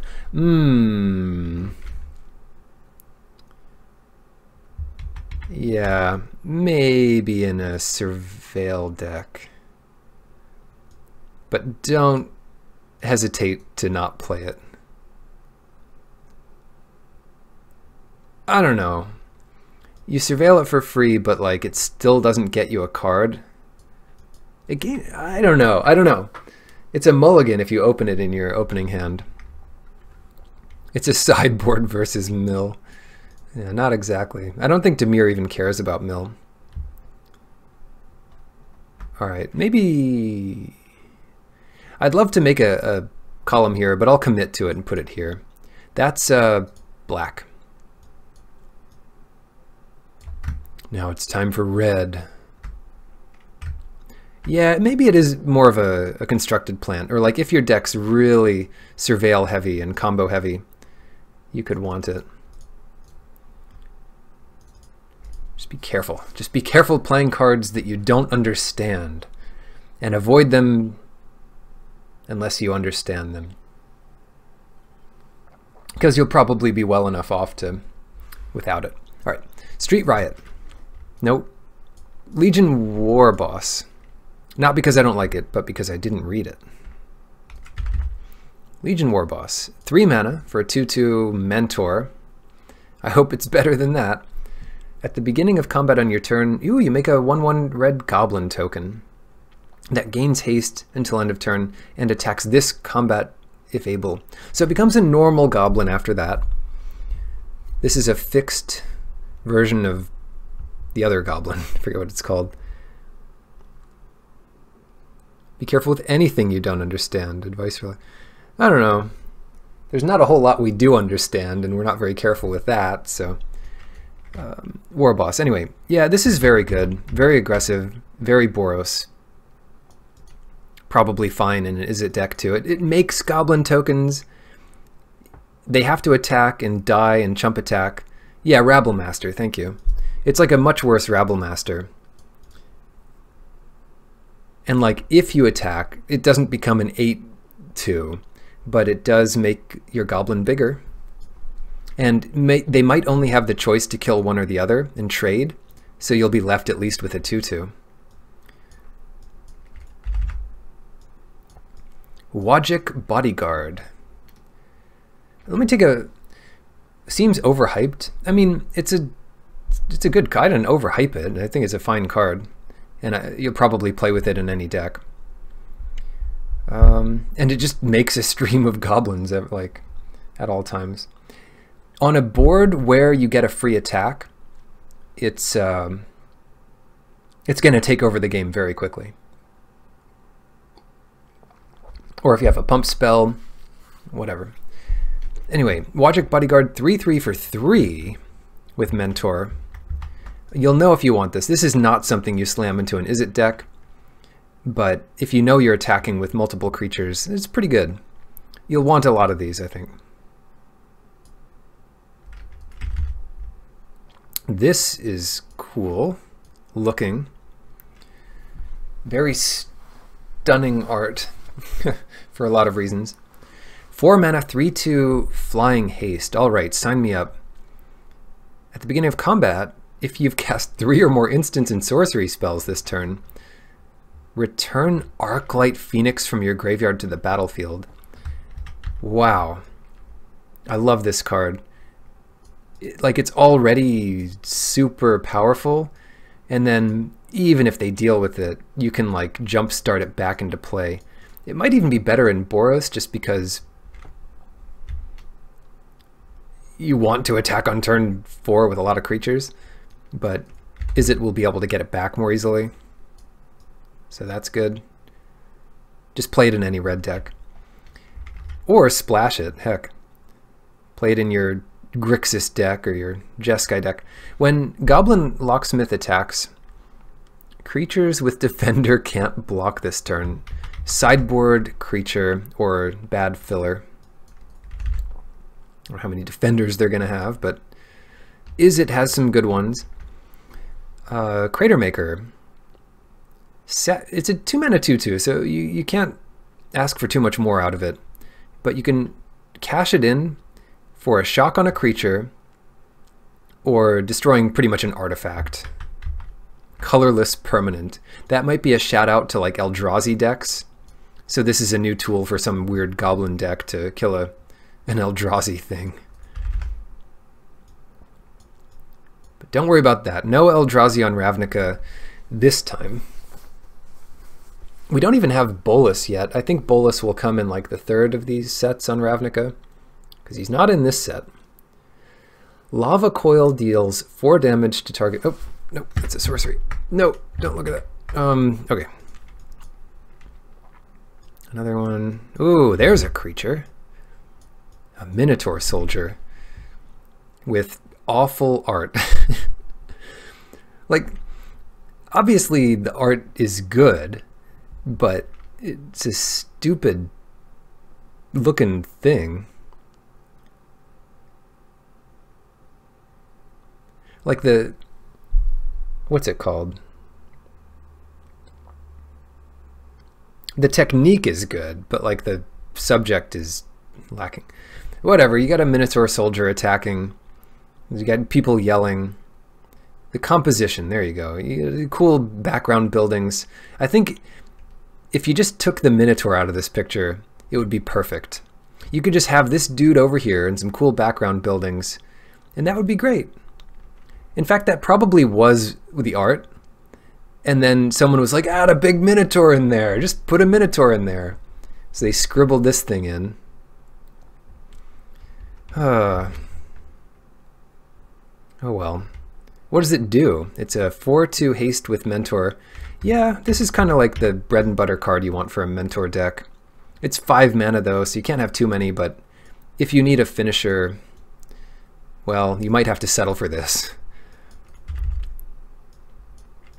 Don't be afraid to play it though. Like haste, don't underestimate haste. Like it's a pretty good attacker. 5 power of haste.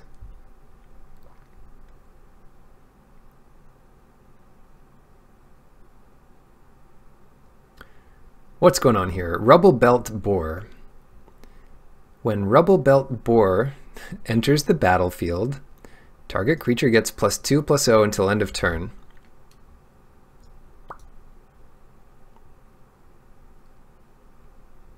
Yeah, that's aggressive.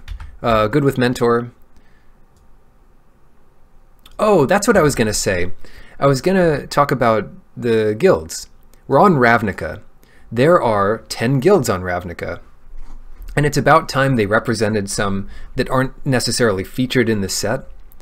So they have some like backstory about Gruul. It works well with Mentor, but it doesn't mean it can't be a Gruul card to show off some of the other stuff going on Ravnica. So I'm glad they have some of it, but it seems to be underrepresented in the other colors. Whoop, not looking at this yet. Sure Strike. Ooh, here we go. 1-drop. Goblin Banneret. or something. 1 mana 1/1 with Mentor. Fortunately, you can pump it as a sorcery or in the beginning of combat step to attack with it and pump something else. That's pretty good. A 1 mana thing that's going to trade off and also pump something that's a 2/2 or a 1/1. No, I mean, it isn't uncommon for a reason. It looks decent. And it's pretty easy to pump it, so the smaller mentor creatures are made better by its existence. 5 mana 3/3 flyer. Those are common stats, but when it attacks, you can deal 1 damage to target creature a defending player controls. So this thing can attack into a 4/4 flyer. It can pick off tiny creatures. It can let your 2/2s attack into their 3/3. It's decent, but like some decks might just want the Sergeant over it because they're going to finish the game that early. Hard to evaluate. I don't know how good 3/3 flyers are, basically. Smelt Ward Minotaur. Whenever you cast an instant or sorcery spell, target creature an opponent controls can't block this turn. Obviously an Izzet payoff, but maybe a combat trick payoff. Doesn't seem great though. Its stats aren't good on its own. Erratic Cyclops. This is, well, it looks like an Izzet spell. Here's our 0/8 Trample. Whoa. So it doesn't die in combat. This thing is impossible to attack through. You can attack around it, but then hopefully they don't have any spells that equal the toughness of your creature. And then eventually you can just go all out on a turn, get a few of these guys in play or similar things, and start spending all your mana. I like it. It's only 4 mana. It blocks everything, and it's no Arclight Phoenix, but it does what Izzet wants to do. This thing, Direct Current. Runaway Steamkin. Oh, this art is gross. Ugh. I'm not going to play this card because its art is bad. Yeah, invert. Yeah, invert certainly works because... Right. But then it caps out at 8 mana, or 8 power. What does this do? It's a 2 mana 1/1. Whenever you cast a red spell, including creatures, if the Steamkin has fewer than 3 1/1 counters, put a 1/1 counter on it. So it gets up to a 4/4. And then you can remove all of them to make 3 mana. I'll begrudgingly play this always, but I don't like it. So you play it on turn 2, and then you play a red card on turn 3, and it's already a 2/2. And then it can get up to a 4/4. It seems fine.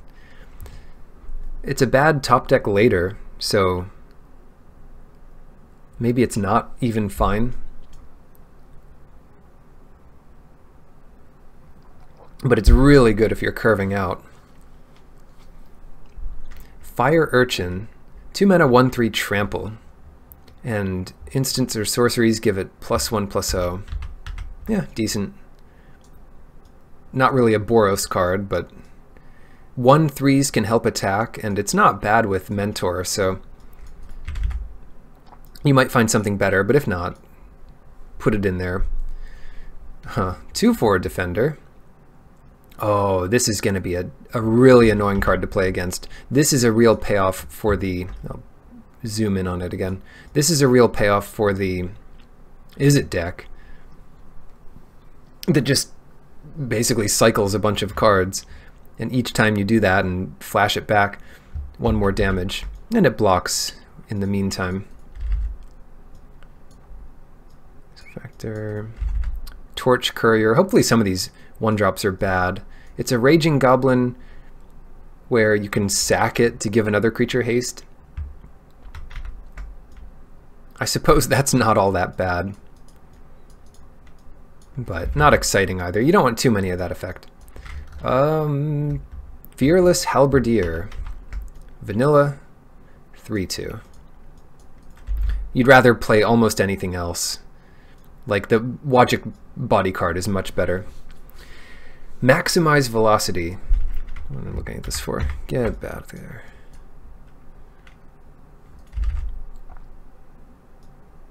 Ornery Goblin. When Ornery Goblin blocks or becomes blocked by a creature, it deals 1 damage to that creature. That's pretty good.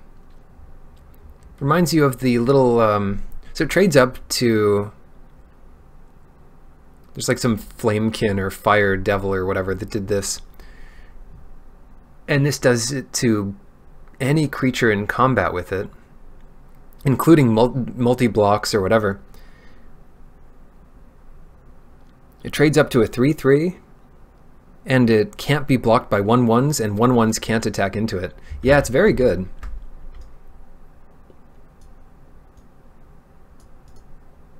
Huh. I mean, if you want, like, you'll trade it off, but it pretty much has to trade off with a 2/2. And if you give it first strike or anything, or like just do 1 damage to something, it gets even better.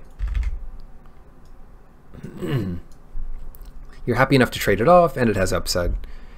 Book Devourer, 6 mana for 4 or 5 trample. It seems a little below rate. Whenever this deals combat damage to a player, however, you may discard all the cards in your hand if you do draw that many cards. So if you top deck a land and then hit with this guy, you might be able to find more good stuff, and it's pretty hard to block.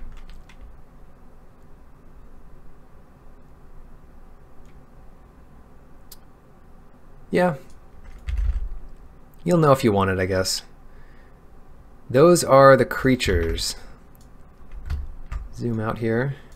Look at that curve. Again, we don't have so many creatures at the high end, and that's why things like Book Devourer might get better, because you have nothing else to do and you're going to get up to that much mana. But yeah, maybe not put it in an aggressive deck.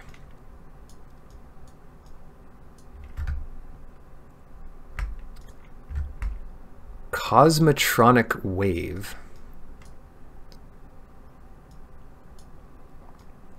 Cosmotronic Wave deals 1 damage to each creature your opponents control, and they can't block this turn.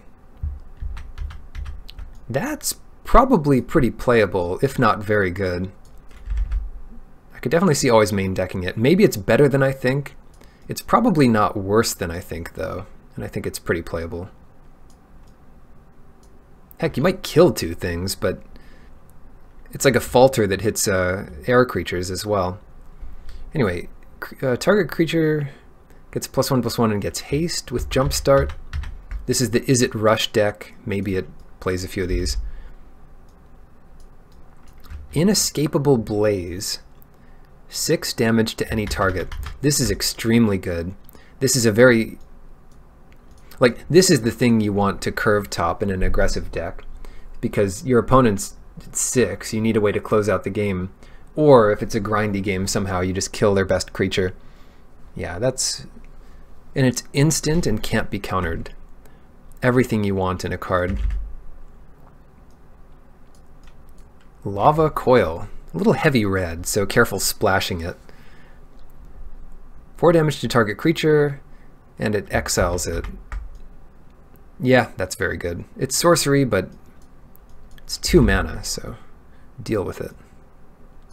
Street Riot. Your turn. Creatures you control get +1/+0 and have trample.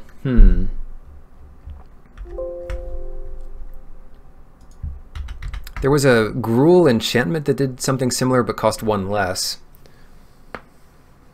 and gave your creatures another form of evasion. I kind of like this. This might be very good, but it's only great in a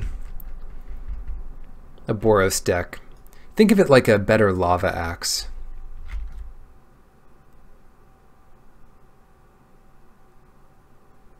I tend to think that'll be very good. in the right deck. Like impossible to beat good. Target creature you control deals damage equal to its power to target player. I don't love this. I'd rather build up, you know, board advantage and get there. It does have jump start, so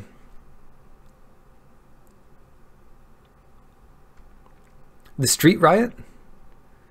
You need to be an aggressive deck, but I think it's extremely good in an aggressive deck. If you have 4 creatures, it's an aura that never dies, and it's exactly when you want this effect. It's like a trumpet blast every turn with the trample tacked on. Nah, the Street Riot's good. I wouldn't play it in like an Izzet deck, but I'd play the heck out of it in Boros. It's bad if you're behind. It doesn't, yeah, I mean, you have to be really aggressive. Command the Storm deals 5 damage to target creature. Yeah, I think that's very good here.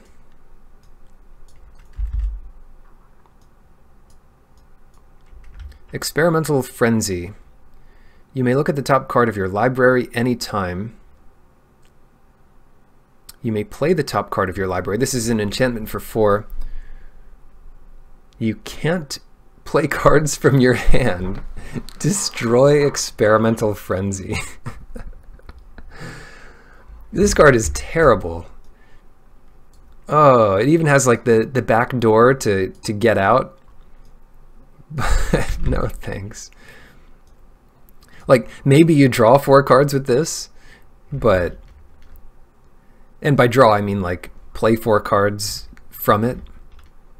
And then eventually you fill up your hand and... The Frenzy? This is where like my card evaluation just might not line up with reality. Alright, let's take a closer look at Experimental Frenzy. It's 4 mana to get started, so the party starts at 4 mana. Your hand has to be empty. And then what? And then maybe a land is on top and you like draw a card right away. Or maybe you can't play it this turn. So next turn you have to draw it. And then hopefully the next card is good. I think it's slow.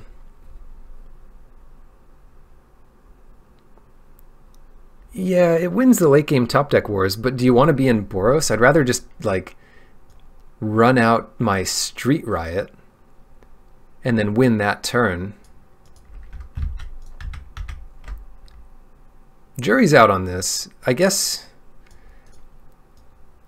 if I'm part of the jury's out. I guess I'll put it in the middle, but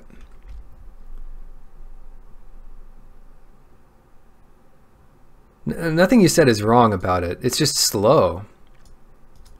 It's just slow. You can't play cards from your hand. You can play cards from your graveyard. Sure Strike seems like a good trick, especially in Boros, but it also might be good for Izzet.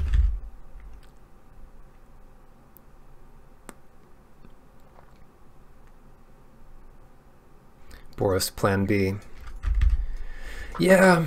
I mean, I realize you can get out of it. So once your hand does fill up, then you'll crack this, and that's another 4 mana.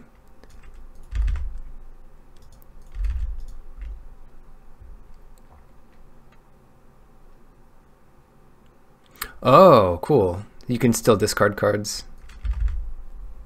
Yeah. All right, play it in Izzet. I don't think it's a bomb in Izzet though. It's not a pick like Premium Removal. And I think it's the kind of dirtily card that won't be picked that often. Then again, it might just get there. Okay.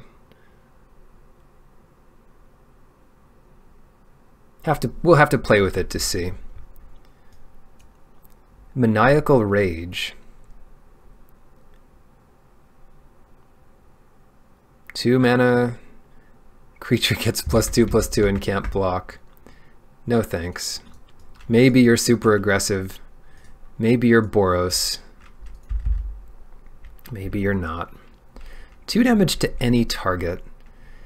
I I want to like this card, but it's 3 mana and doesn't do 3 damage. Eventually it does 4 damage. Rage is also amazing. Give me a break. Okay, if you think Rage is amazing, why don't you like Street Riot? Rage gets answered by removal. Riot doesn't get answered by removal. Rage is only good on offense, Riot's only good on offense. You play this late, you're not going to play it on turn 2. Well, you could. I don't know. I do really like the Riot. I think that's going to be an undervalued card early. It's 5 mana, but that's when you have creatures in play. And your opponent's like, oh, I could chump block that, I could chump block that, and you're like, no chump blocking anymore. No, I don't think Rage is great. There's better ways to make your stuff bigger. And the risk against removal is too high. Remember, this is a card you have to draw to play.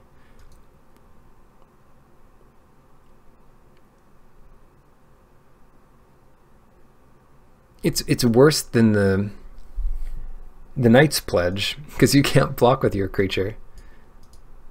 It's not completely worthless, though. Anyway, risk factor.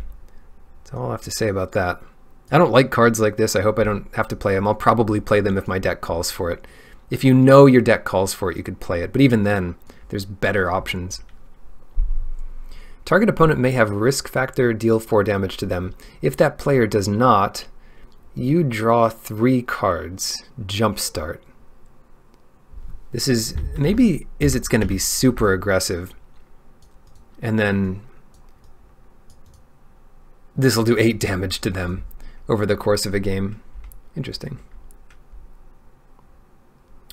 Oh, the secret mode. You can play this on your opponent's biggest creature just to get in for 1 turn, or like you said, on a defender, so it can't do anything. Ah, I didn't think about that. Okay, that's clever. Still, it's modal, but both modes are bad. I still don't love it. Maybe it'll prove me wrong, but I'd rather play a creature, you know. Almost any creature is going to be better. That's what I think. Till I hear otherwise from being beaten a lot by it. Wild Cephalok.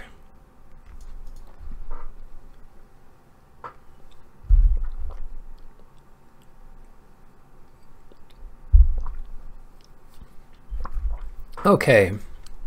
Yeah, I mean, okay, look. We'll talk about the card a little more. I did think Candlelight Vigil was pretty good. And the reason I think this is good is because I think the Vigilance will be important. It plays both sides of the field. You're like, oh, you don't even want to block in the Boros deck. It's like, well, what if you're playing against a Boros deck? What if you're playing against a deck and you're not super far ahead, in which you win anyway?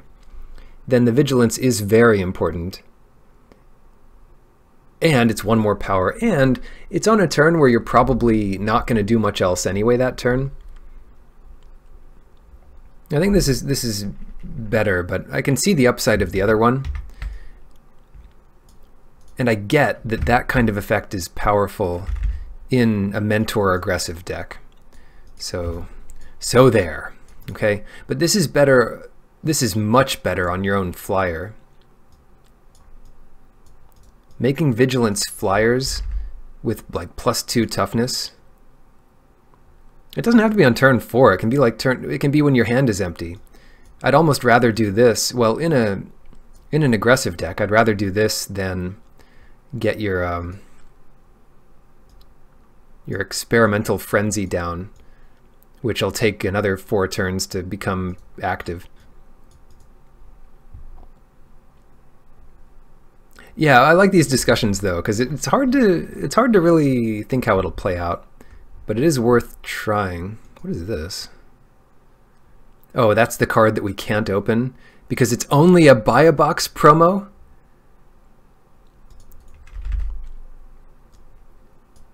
Correct me if I'm wrong. This is only a buy a box card. You cannot open this in a pack.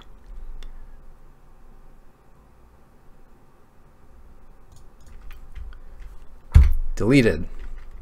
Stupid. This is so stupid. Just let it be a buy a box promo and let me open it in a pack. You can't open it in a pack. It's in the set, but you can't open it.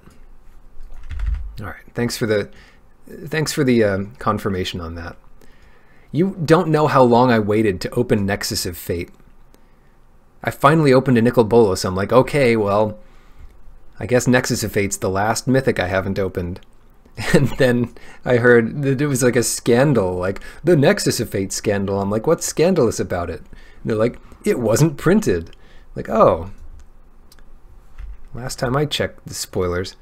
Wild Ceratok. We've seen this guy before. It's a 4/3 for 4 at common. It's a big green creature.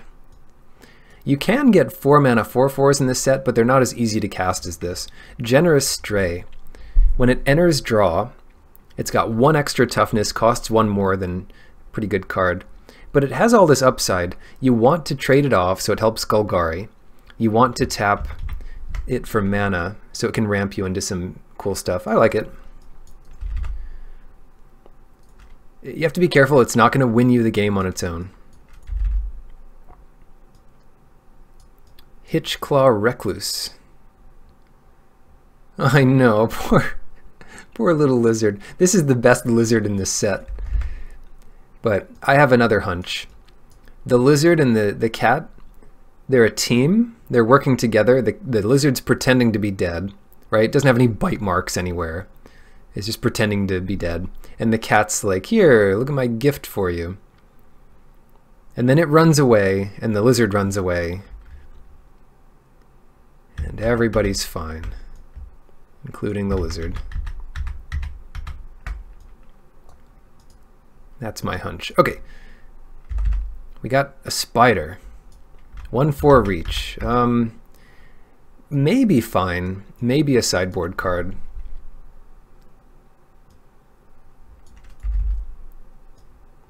Crawl Harpooner. 2 mana 3/2 reach, but there must be a catch.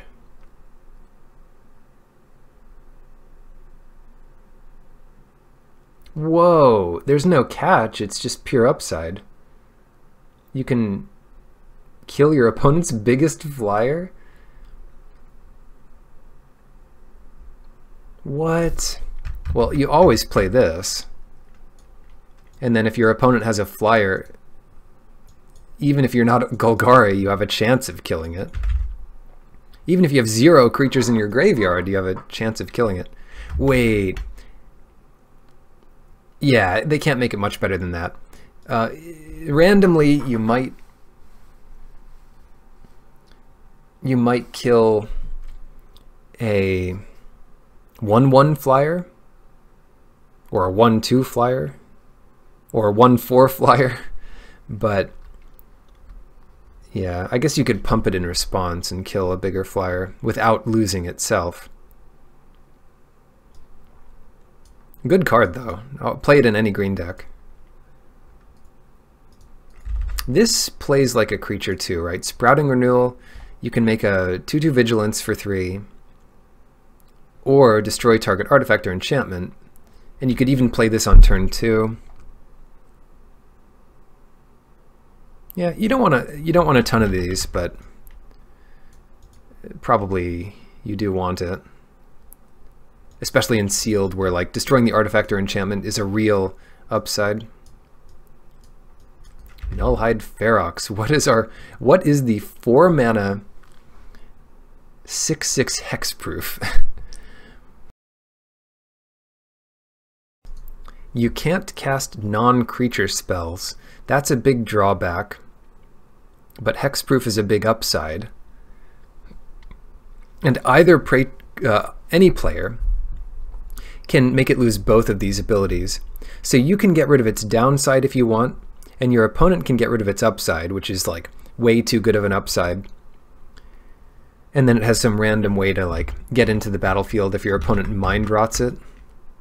So obviously always play it, and you don't have to expect it to be much more than a vanilla 6/6.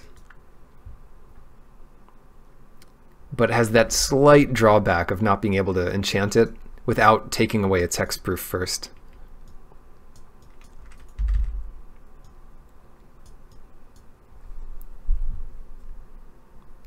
When Iron Shell Beetle enters the battlefield, put a +1/+1 counter on target creature. That's very good. It either is a 2/2 or it helps something be even better. So it's a 2/2 with upside. Defender, sacrifice a creature with Defender, draw a card. You can cash this in for a card. Pretty good in Golgari. Wary Okapi. 3/2 Vigilance, pretty vanilla. But what do you expect from a common, huh?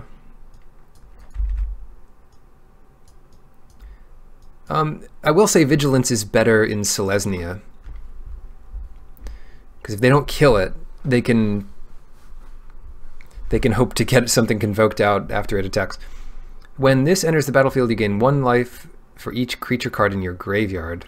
It's a 5-mana 4/4, which is a bit small for green, but you do gain a ton of life. So if the format is aggressive, this is going to be good. It's common, so don't expect too much from it. You got to think, how much life would you want from that card to make it always playable? 2 mana 2/2, and then a pretty expensive pump spell, but a 4/4 to be reckoned with in the late game, basically. So yeah, solid playable. Affectionate Indrik, aw. Look, it's even got cats, and everybody loves this guy. Except this guy. Alright, it's a 6-mana 4/4. And when it enters the battlefield, you may have it fight target creature you don't control. I guess that's it trying to be affectionate. Flavor.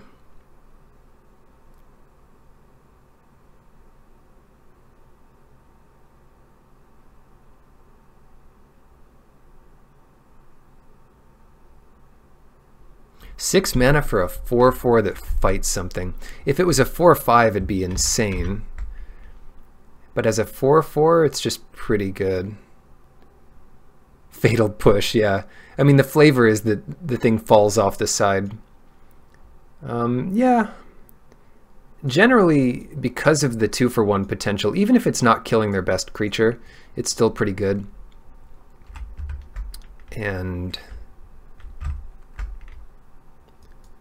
you know, you could pump it or maybe kill a 3/3, so that's pretty good.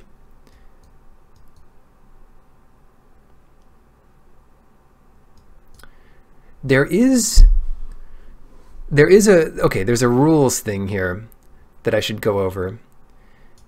The way it's phrased, you choose whether it fights on resolution. You have to target a creature with this. If they pump the creature in response, you can either pump your creature and then choose to fight, or choose not to fight. You may have it fight target creature you don't control, but you have to choose the target one way or the other. So they know who you're targeting.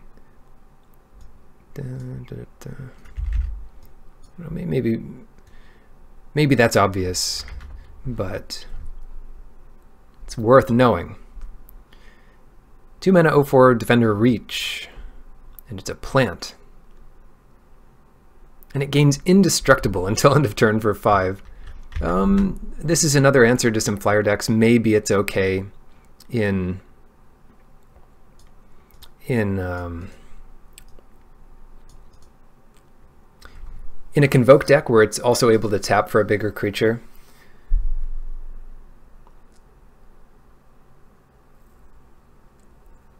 No, that's what I'm saying. You choose on resolution. So if the fight is resolving, then the creatures are doing damage to each other. So it's too late to respond if you've chosen to fight. So if you probably shouldn't try to get people like this at the pre-release. But if your opponent at a competitive level event says, "Oh, are you fighting or not?" that implies that they've let it resolve, because your choice happens on resolution. The same way, like, pay amount of energy to do that much damage. If they ask, "Oh, how much energy are you paying?" you say 3, and they say, "Oh, pump." You're like, "No, no, no. You asked how much energy I was paying, and that's on resolution." I forget what that card's called. So be careful with your stuff. You can't change your target, though.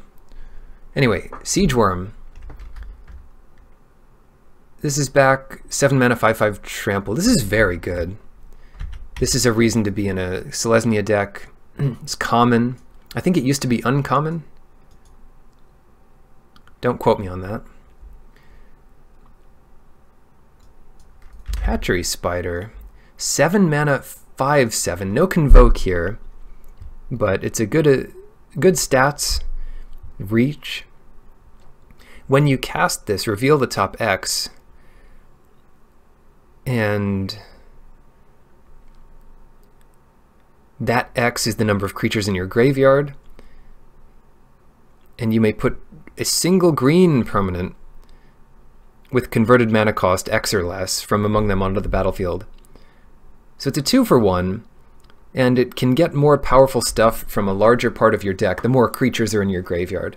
So a Golgari payoff, probably playable in any green deck. Just because of the way these things work out, you're gonna, by the turn 7, you'll probably have something dead, so you'll have a chance at something good, but it's better in Golgari. Well, it wasn't Siege Worm that was super phallic. It was Armada Worm. That card, it was a cool card, but it just did not look quite right. When District Guide entered the battlefield, you may search your library for a basic land card or gate card. So another gate synergy where it's better to open a gate than a shock land. Reveal it, put it into your hand, then shuffle your library. One of the few pieces of colored fixing in this set. Most of the fixing is in the lands and the artifacts, but green does have some things that search like this. This is really good. It's like a better Skittering Surveyor, except it has color requirements, so it's a payoff for being in green. Definitely play those. Pet. When I first read this, it sounded like Pet Collector, but it's the opposite of that. It's Pelt Collector. This guy kills your pets and wears them and becomes more powerful after he does it. So watch out. Whenever another creature you control enters the battlefield or dies, if that creature's power is greater than Pelt Collector's, put a 1/1 counter on Pelt Collector. So it gets bigger easily at first, and then it takes bigger and bigger pelts to be able to fit on top. It should just have trample to begin with, but they gave it a little downside here, so you can't just equip it with something big.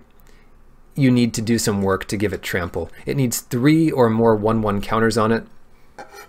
So once it's a 4/4 from counters, it has trample, because he gets very heavy and hard to stop. He builds up inertia. All those pelts. And he gets stronger with each pelt. Yeah, a very good card. Definitely a curve out potential that isn't to be underestimated. Beast Whisperer, a rare. Whenever you cast a creature spell, draw a card. That's awesome. There was another bigger rare that came down later that did something similar. And that was whenever a creature entered the battlefield. This is whenever you cast one, so it doesn't even have to resolve. You just draw a card. but it doesn't work with tokens. Golgari Raiders, 4 mana, haste, 0/0, so that's not very good, but it's bigger with the creatures in your graveyard. Very easy to cast. Unplayable in Selesnya, basically, but if it's the right deck, it's very powerful. If this comes down as a 3/3, it's okay. Maybe it's not that good, because 3/3 is not really good enough, since it has a worse case than that. 3/3 is fine. Worse than the common Golgari card. Yeah, I think you're... Is haste worth 2 power and toughness? Yeah, I know the one. Because you're not going to want this in Selesnya.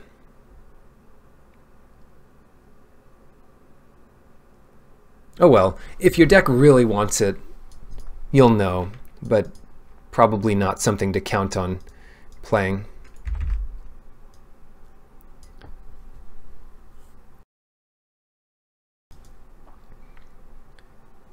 Oh, the question about the haste versus +2/+2?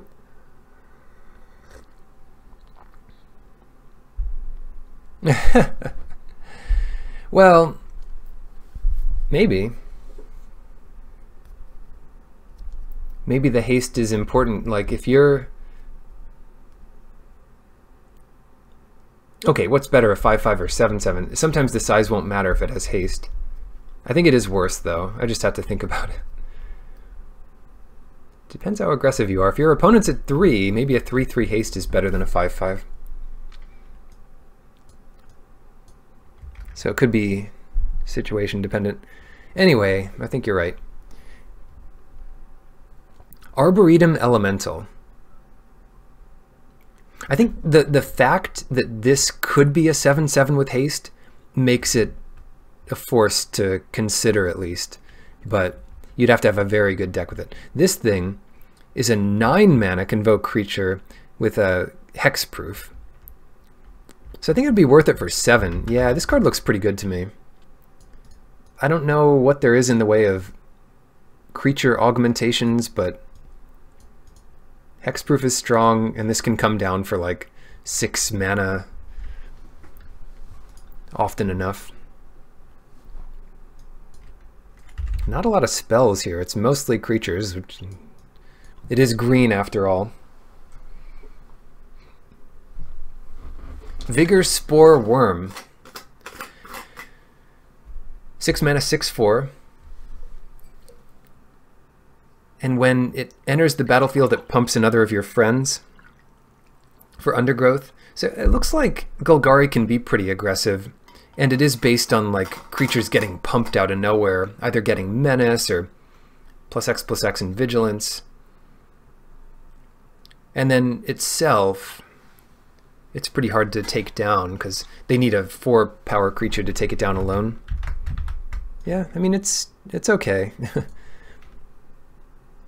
It'll be deck dependent again. You don't necessarily want a 6-drop, and it's only good if you're putting in like 4 power with haste. That does sound very good though. You have to think about these effects as like getting some damage in with haste, or some burn damage. Prey upon. Alright, a lot of creatures here. Again, the curve is nice. You're going to get a lot of options at the early mana.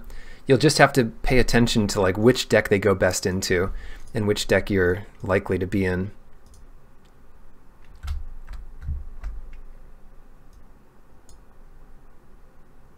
Yeah, you can always cash it in to put another creature in your graveyard. That's true.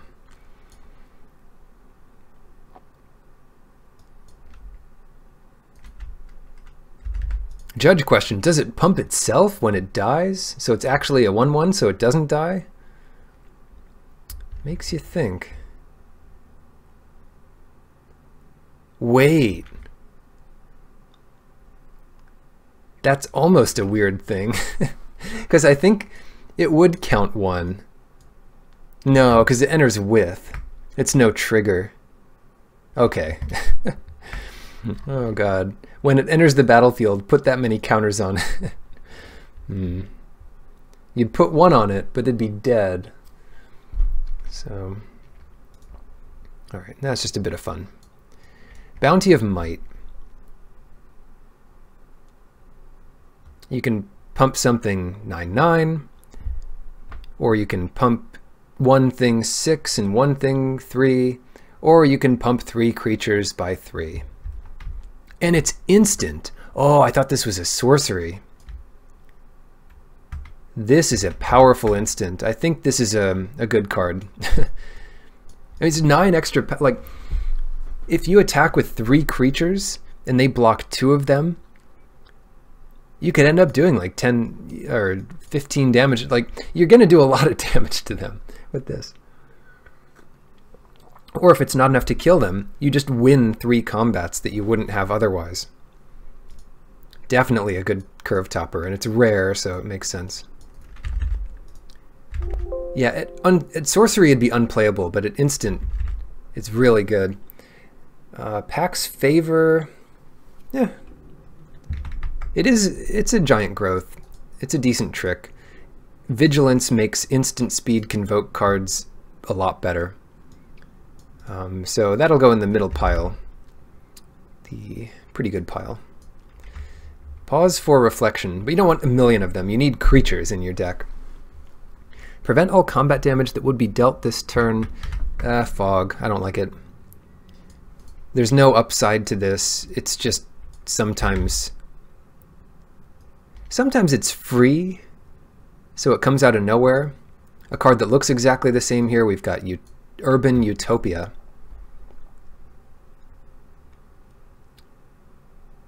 Enchant land can tap for any land. It doesn't add an extra mana, but you do draw a card when it comes into play. So there's some more fixing.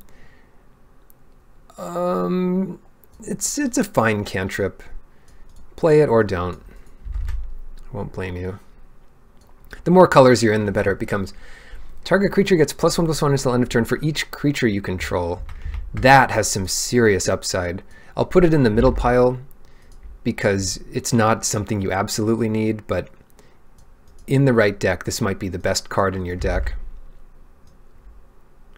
It might be +9/+9 to a creature all by itself for 1 mana. But even in the early game, +2/+2 is often enough to win combat, so it just trades with a creature. Vivian's Revival. No, not quite. Vivid Revival. Return up to 3 target multicolored cards from your graveyard to your hand. They don't have to be permanents. And then exile this. It's expensive. It's another 3 for 1 at rare. Hard to evaluate. Draw 3 cards for 5 mana, but they're all very good cards. If they're multicolored, yeah. Your deck has to be really multicolored to want this. Granted, your multicolor cards are going to be good. I'd say if half the cards in your deck are multicolored and you're kind of slow, it might be good in the 5-color deck or the 4-color deck, but you'll know if you're there. Prey Upon, pretty good, especially with the convoke creatures. This could land in the good removal pile. 80% of the cards in this set are multicolored. That's just not true. I can feel that it's not true because we rated 5 guilds and 5 colors, and the cards in the guild sets have been, I think there's half as many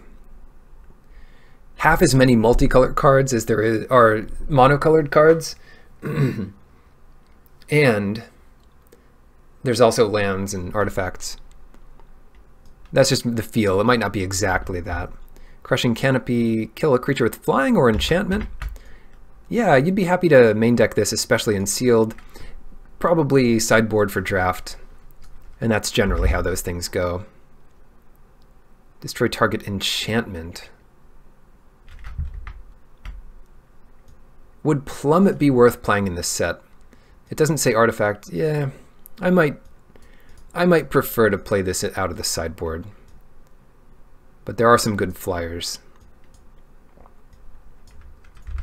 That's just, sometimes you main deck a Plummet, sometimes you don't. You're never really sad not to. But you know, green doesn't have the best answers to flyers, so if you're really weak to flyers and it's sealed, everyone's playing their flying bombs, go ahead and main deck it. Here's the other piece of fixing, Circuitous Route. It's a pretty looking card.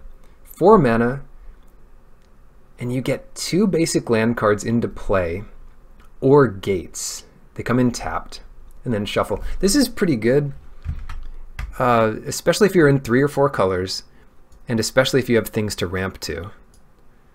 What are the payoffs? So this is like the Hatchery Spider deck card.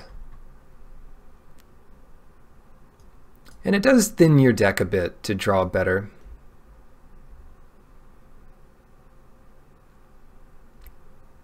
Yeah, it seems to be that there's like enough random spidery things and like incidental creatures that kill flyers. If your pool doesn't have those or you don't draft them, then this becomes better. But if you already have a couple ways to deal with flyers, then you really don't need this. And the enchantments don't look good enough. So yeah, green, pretty good on the creatures, but a little lacking on the other spells, especially removal. That's typical. So pair it with white, which has good removal, or black, which has insane removal, and you're in a good way. That's it. That is the set review for whatever set this is. This is the Guilds of Ravnica set review. But there we have it. That concludes the Guilds of Ravnica set review. Good luck at your pre-release or whatever else you're doing. Bye for now.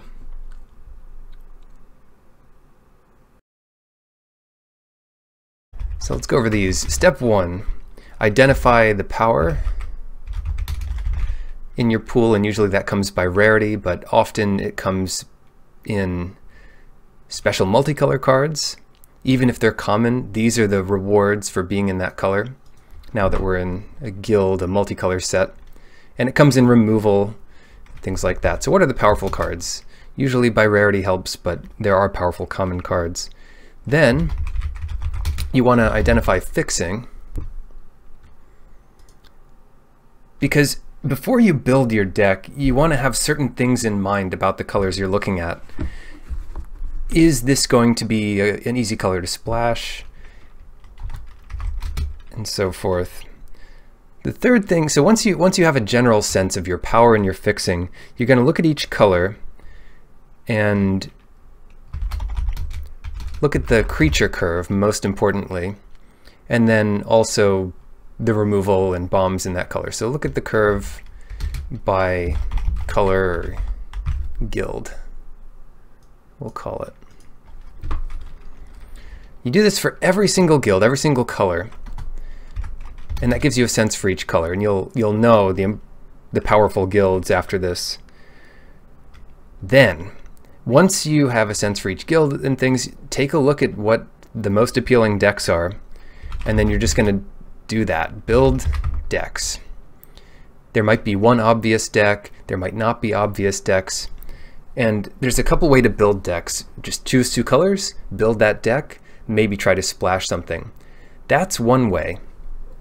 If your fixing is good enough and you seem to not be able to narrow down on 2 or 3 colors, you can do it in reverse order. Just put all the best cards in your deck and add cards one by one until you have like 23 cards there, maybe more, and say, whoa, okay, I have one good white card, but my sweet curve is in Grixis or something, and then you'll be able to cut out the colors that don't make sense in the curve with your best cards. So a couple ways of building decks. 5, tune the best deck. So now you're putting the last few cards in, the 23rd card, cutting some stuff that doesn't make sense, and just tuning it, because it's not necessarily the 23 best cards in a vacuum, it's the cards that work well together. Then you have a best deck. That's what you're submitting. The last 2 steps can be done after you submit that deck. Like consider the sideboard options. When I take a screenshot of a deck online, I often include the colored cards that make sense for my sideboard and make sure I know like what to bring in and when I'm going to bring it in, because you don't have a lot of brain power between games in an actual match.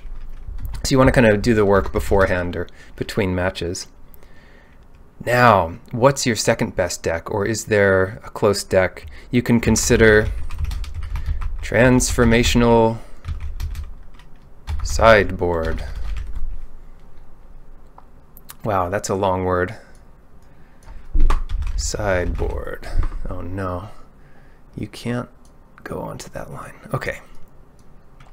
Consider a transformational sideboard, or just consider maybe this second deck is good. Sometimes that's 2 completely new colors. Sometimes it'll share a color with the deck you're playing. So go from Boros to Izzet, or from Golgari to Dimir or something. Or you could just completely swap tables. Now I recommend, if you have a very aggressive deck, start with that one in game 1. If you lose, maybe do that one again. Or if you win, you can slow it down a lot, and your opponent will be prepared for a fast deck, and you can control them out in game 2. With that in mind, the first steps here are identifying fixing. We're going to approach this set review by starting with the fixing, the lands and the colorless stuff. Then we're going to look at each guild and then each color spread out in the curve. So what's the best 2-drop? What's the best 3-drop? And there's an advantage to doing this. If a color has lots of 4-drops, they all get a little bit worse in your draft order anyway. In sealed, you just open what you open. But when something is a substitute, it makes the value of the things that it's a substitute for go down in your pick order, because you'll get 4-drops. You know, if the 4-drop you get is a little worse than the other one, who cares? You need to focus on getting 2-drops. Okay, so that's the 7 steps of sealed. Now, edit this. Now we have a fun exercise. What are the 5 colors of magic? What are they? Orange. They're all orange. We're gonna make all our 5 colors here. You didn't know I was an artist. Some people did know I was an artist because of my Pictionary.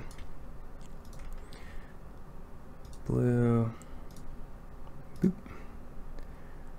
Black. Doot. Red. And green. That's a little too dark, isn't it?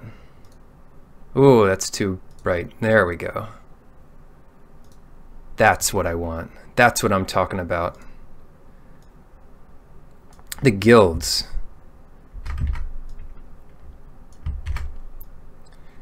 All right, you've got your color pie here. This is what gives you the color orders: white, blue, black, red, green. And they have connections. And there's some neat stuff that happens there. So I'll do a connection here, and the connection will represent a guild. So what guilds do we have in this set? We have Selesnya, and we have Boros, and we have Izzet, and we have Dimir, blue-black, and finally we have Golgari. And this creates a type of a graph called a Hamiltonian cycle, which means that it starts at a node in the graph, and it visits every node once and then comes back to that node. And this is what they've done to get 5 guilds in the set that's balanced. You'll notice the next set, it has the same, well, it has the other 5 guilds, and that makes another Hamiltonian path. It's the complement of this graph. So next set we're going to have Azorius, and we'll have Simic, and we'll have Gruul, and we'll have Rakdos, and the last one, we'll have to connect back here. We will have whatever this thing's called, Orzhov. So this one, I don't know, looks like a bowstring or something, and this one looks like a fish. Okay, so that's 2 different graphs that are balanced, and that works well. You'll notice that to get a different set of guilds, you could just rotate this. You've got a point down here. That point could be at green or white or blue or black. So here, you know, this gives you 5 different graphs that look like this.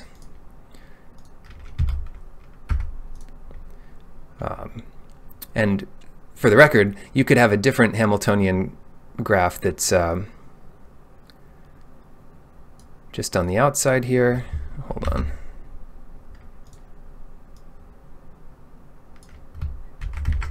Make sure we have another one of those over there, blank. Hello, Utoponomicon. Welcome to art. Before we dive into the cards, I just had some cute stuff to go over. Anyway, you could do this. This would be all the ally guilds, or you could do something like this, which would be the complement of this, where you have all the enemy guilds. And they look like a nice little pentagram. So, if they're going to keep going back to Ravnica and have fresh new sets, balanced sets of 5 guilds at a time, they have 12 ways of doing it. You can only do this one way. You can only do this one way, but you have 5 ways of doing this and 5 complements, so you have 12 total ways to do it. I thought that was kind of cool. 12 Hamiltonian cycles. What's cool about this? If you're looking at 3 color pairs, you have 2 types of 3 colored pairs. You've got different kind of brushes do we have? You've got 2 types of 3 colored pairs. You have something called a wedge, which is this kind of shape. So you have 2 ally colors and an enemy color, and then you have something called a shard. It gets its names from the Shards of Alara set, but those were like the 3 friendly colors together, 1 enemy color, and 2, well, I know, nerd. So yeah, these are the shards and these are the wedges. The wedges look like wedges, the shards are because Shards of Alara. And depending on the shape, you can have an affinity for wedges here, like any wedge here will have at least 2 guilds, and any wedge here will only have 1 guild, the friendly thing. But the shards have 2 guilds here, and the wedges would only have 1 guild. Okay, so in this set has shard affinity, because this thing and this thing, they have 2 guilds, and this thing has 2 guilds, so it has 3 shards, and it has only 2 wedges. I guess it has 3 wedges, hold on. Oh, this isn't one, sorry, this one has wedge. Yeah, it's got this one, This one has wedge affinity, so it has these two wedges, or those two shards, and these three wedges. See? So you get that? The next set will have shard affinity, because you have more wedges than you have shards. Okay, you can't do a Hamiltonian cycle of this without, or by only choosing one wedge, right? You have to have all 5 wedges or just 2, but you can't have 1 or 4. One last piece of math here. Let's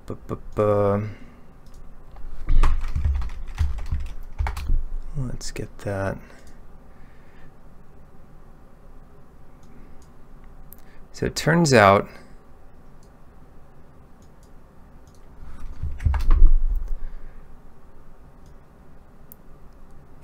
you have 5, what are they called? 5 wedges to choose from, and you can either have 2 of them or 3 of them. Yeah, so just a bit more math here. And 25. And to see how many of those there would be, you have 5 and you're going to choose 2 of them, or you're going to choose 3 of them.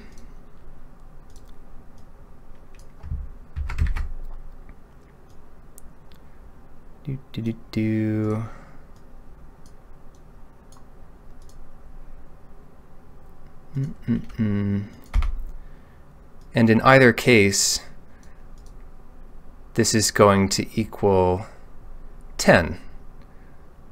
So there's our 10 ways of choosing 2 things. Hello. Thanks for the cheer. So set those equal. All right, that's enough of that. But, whew.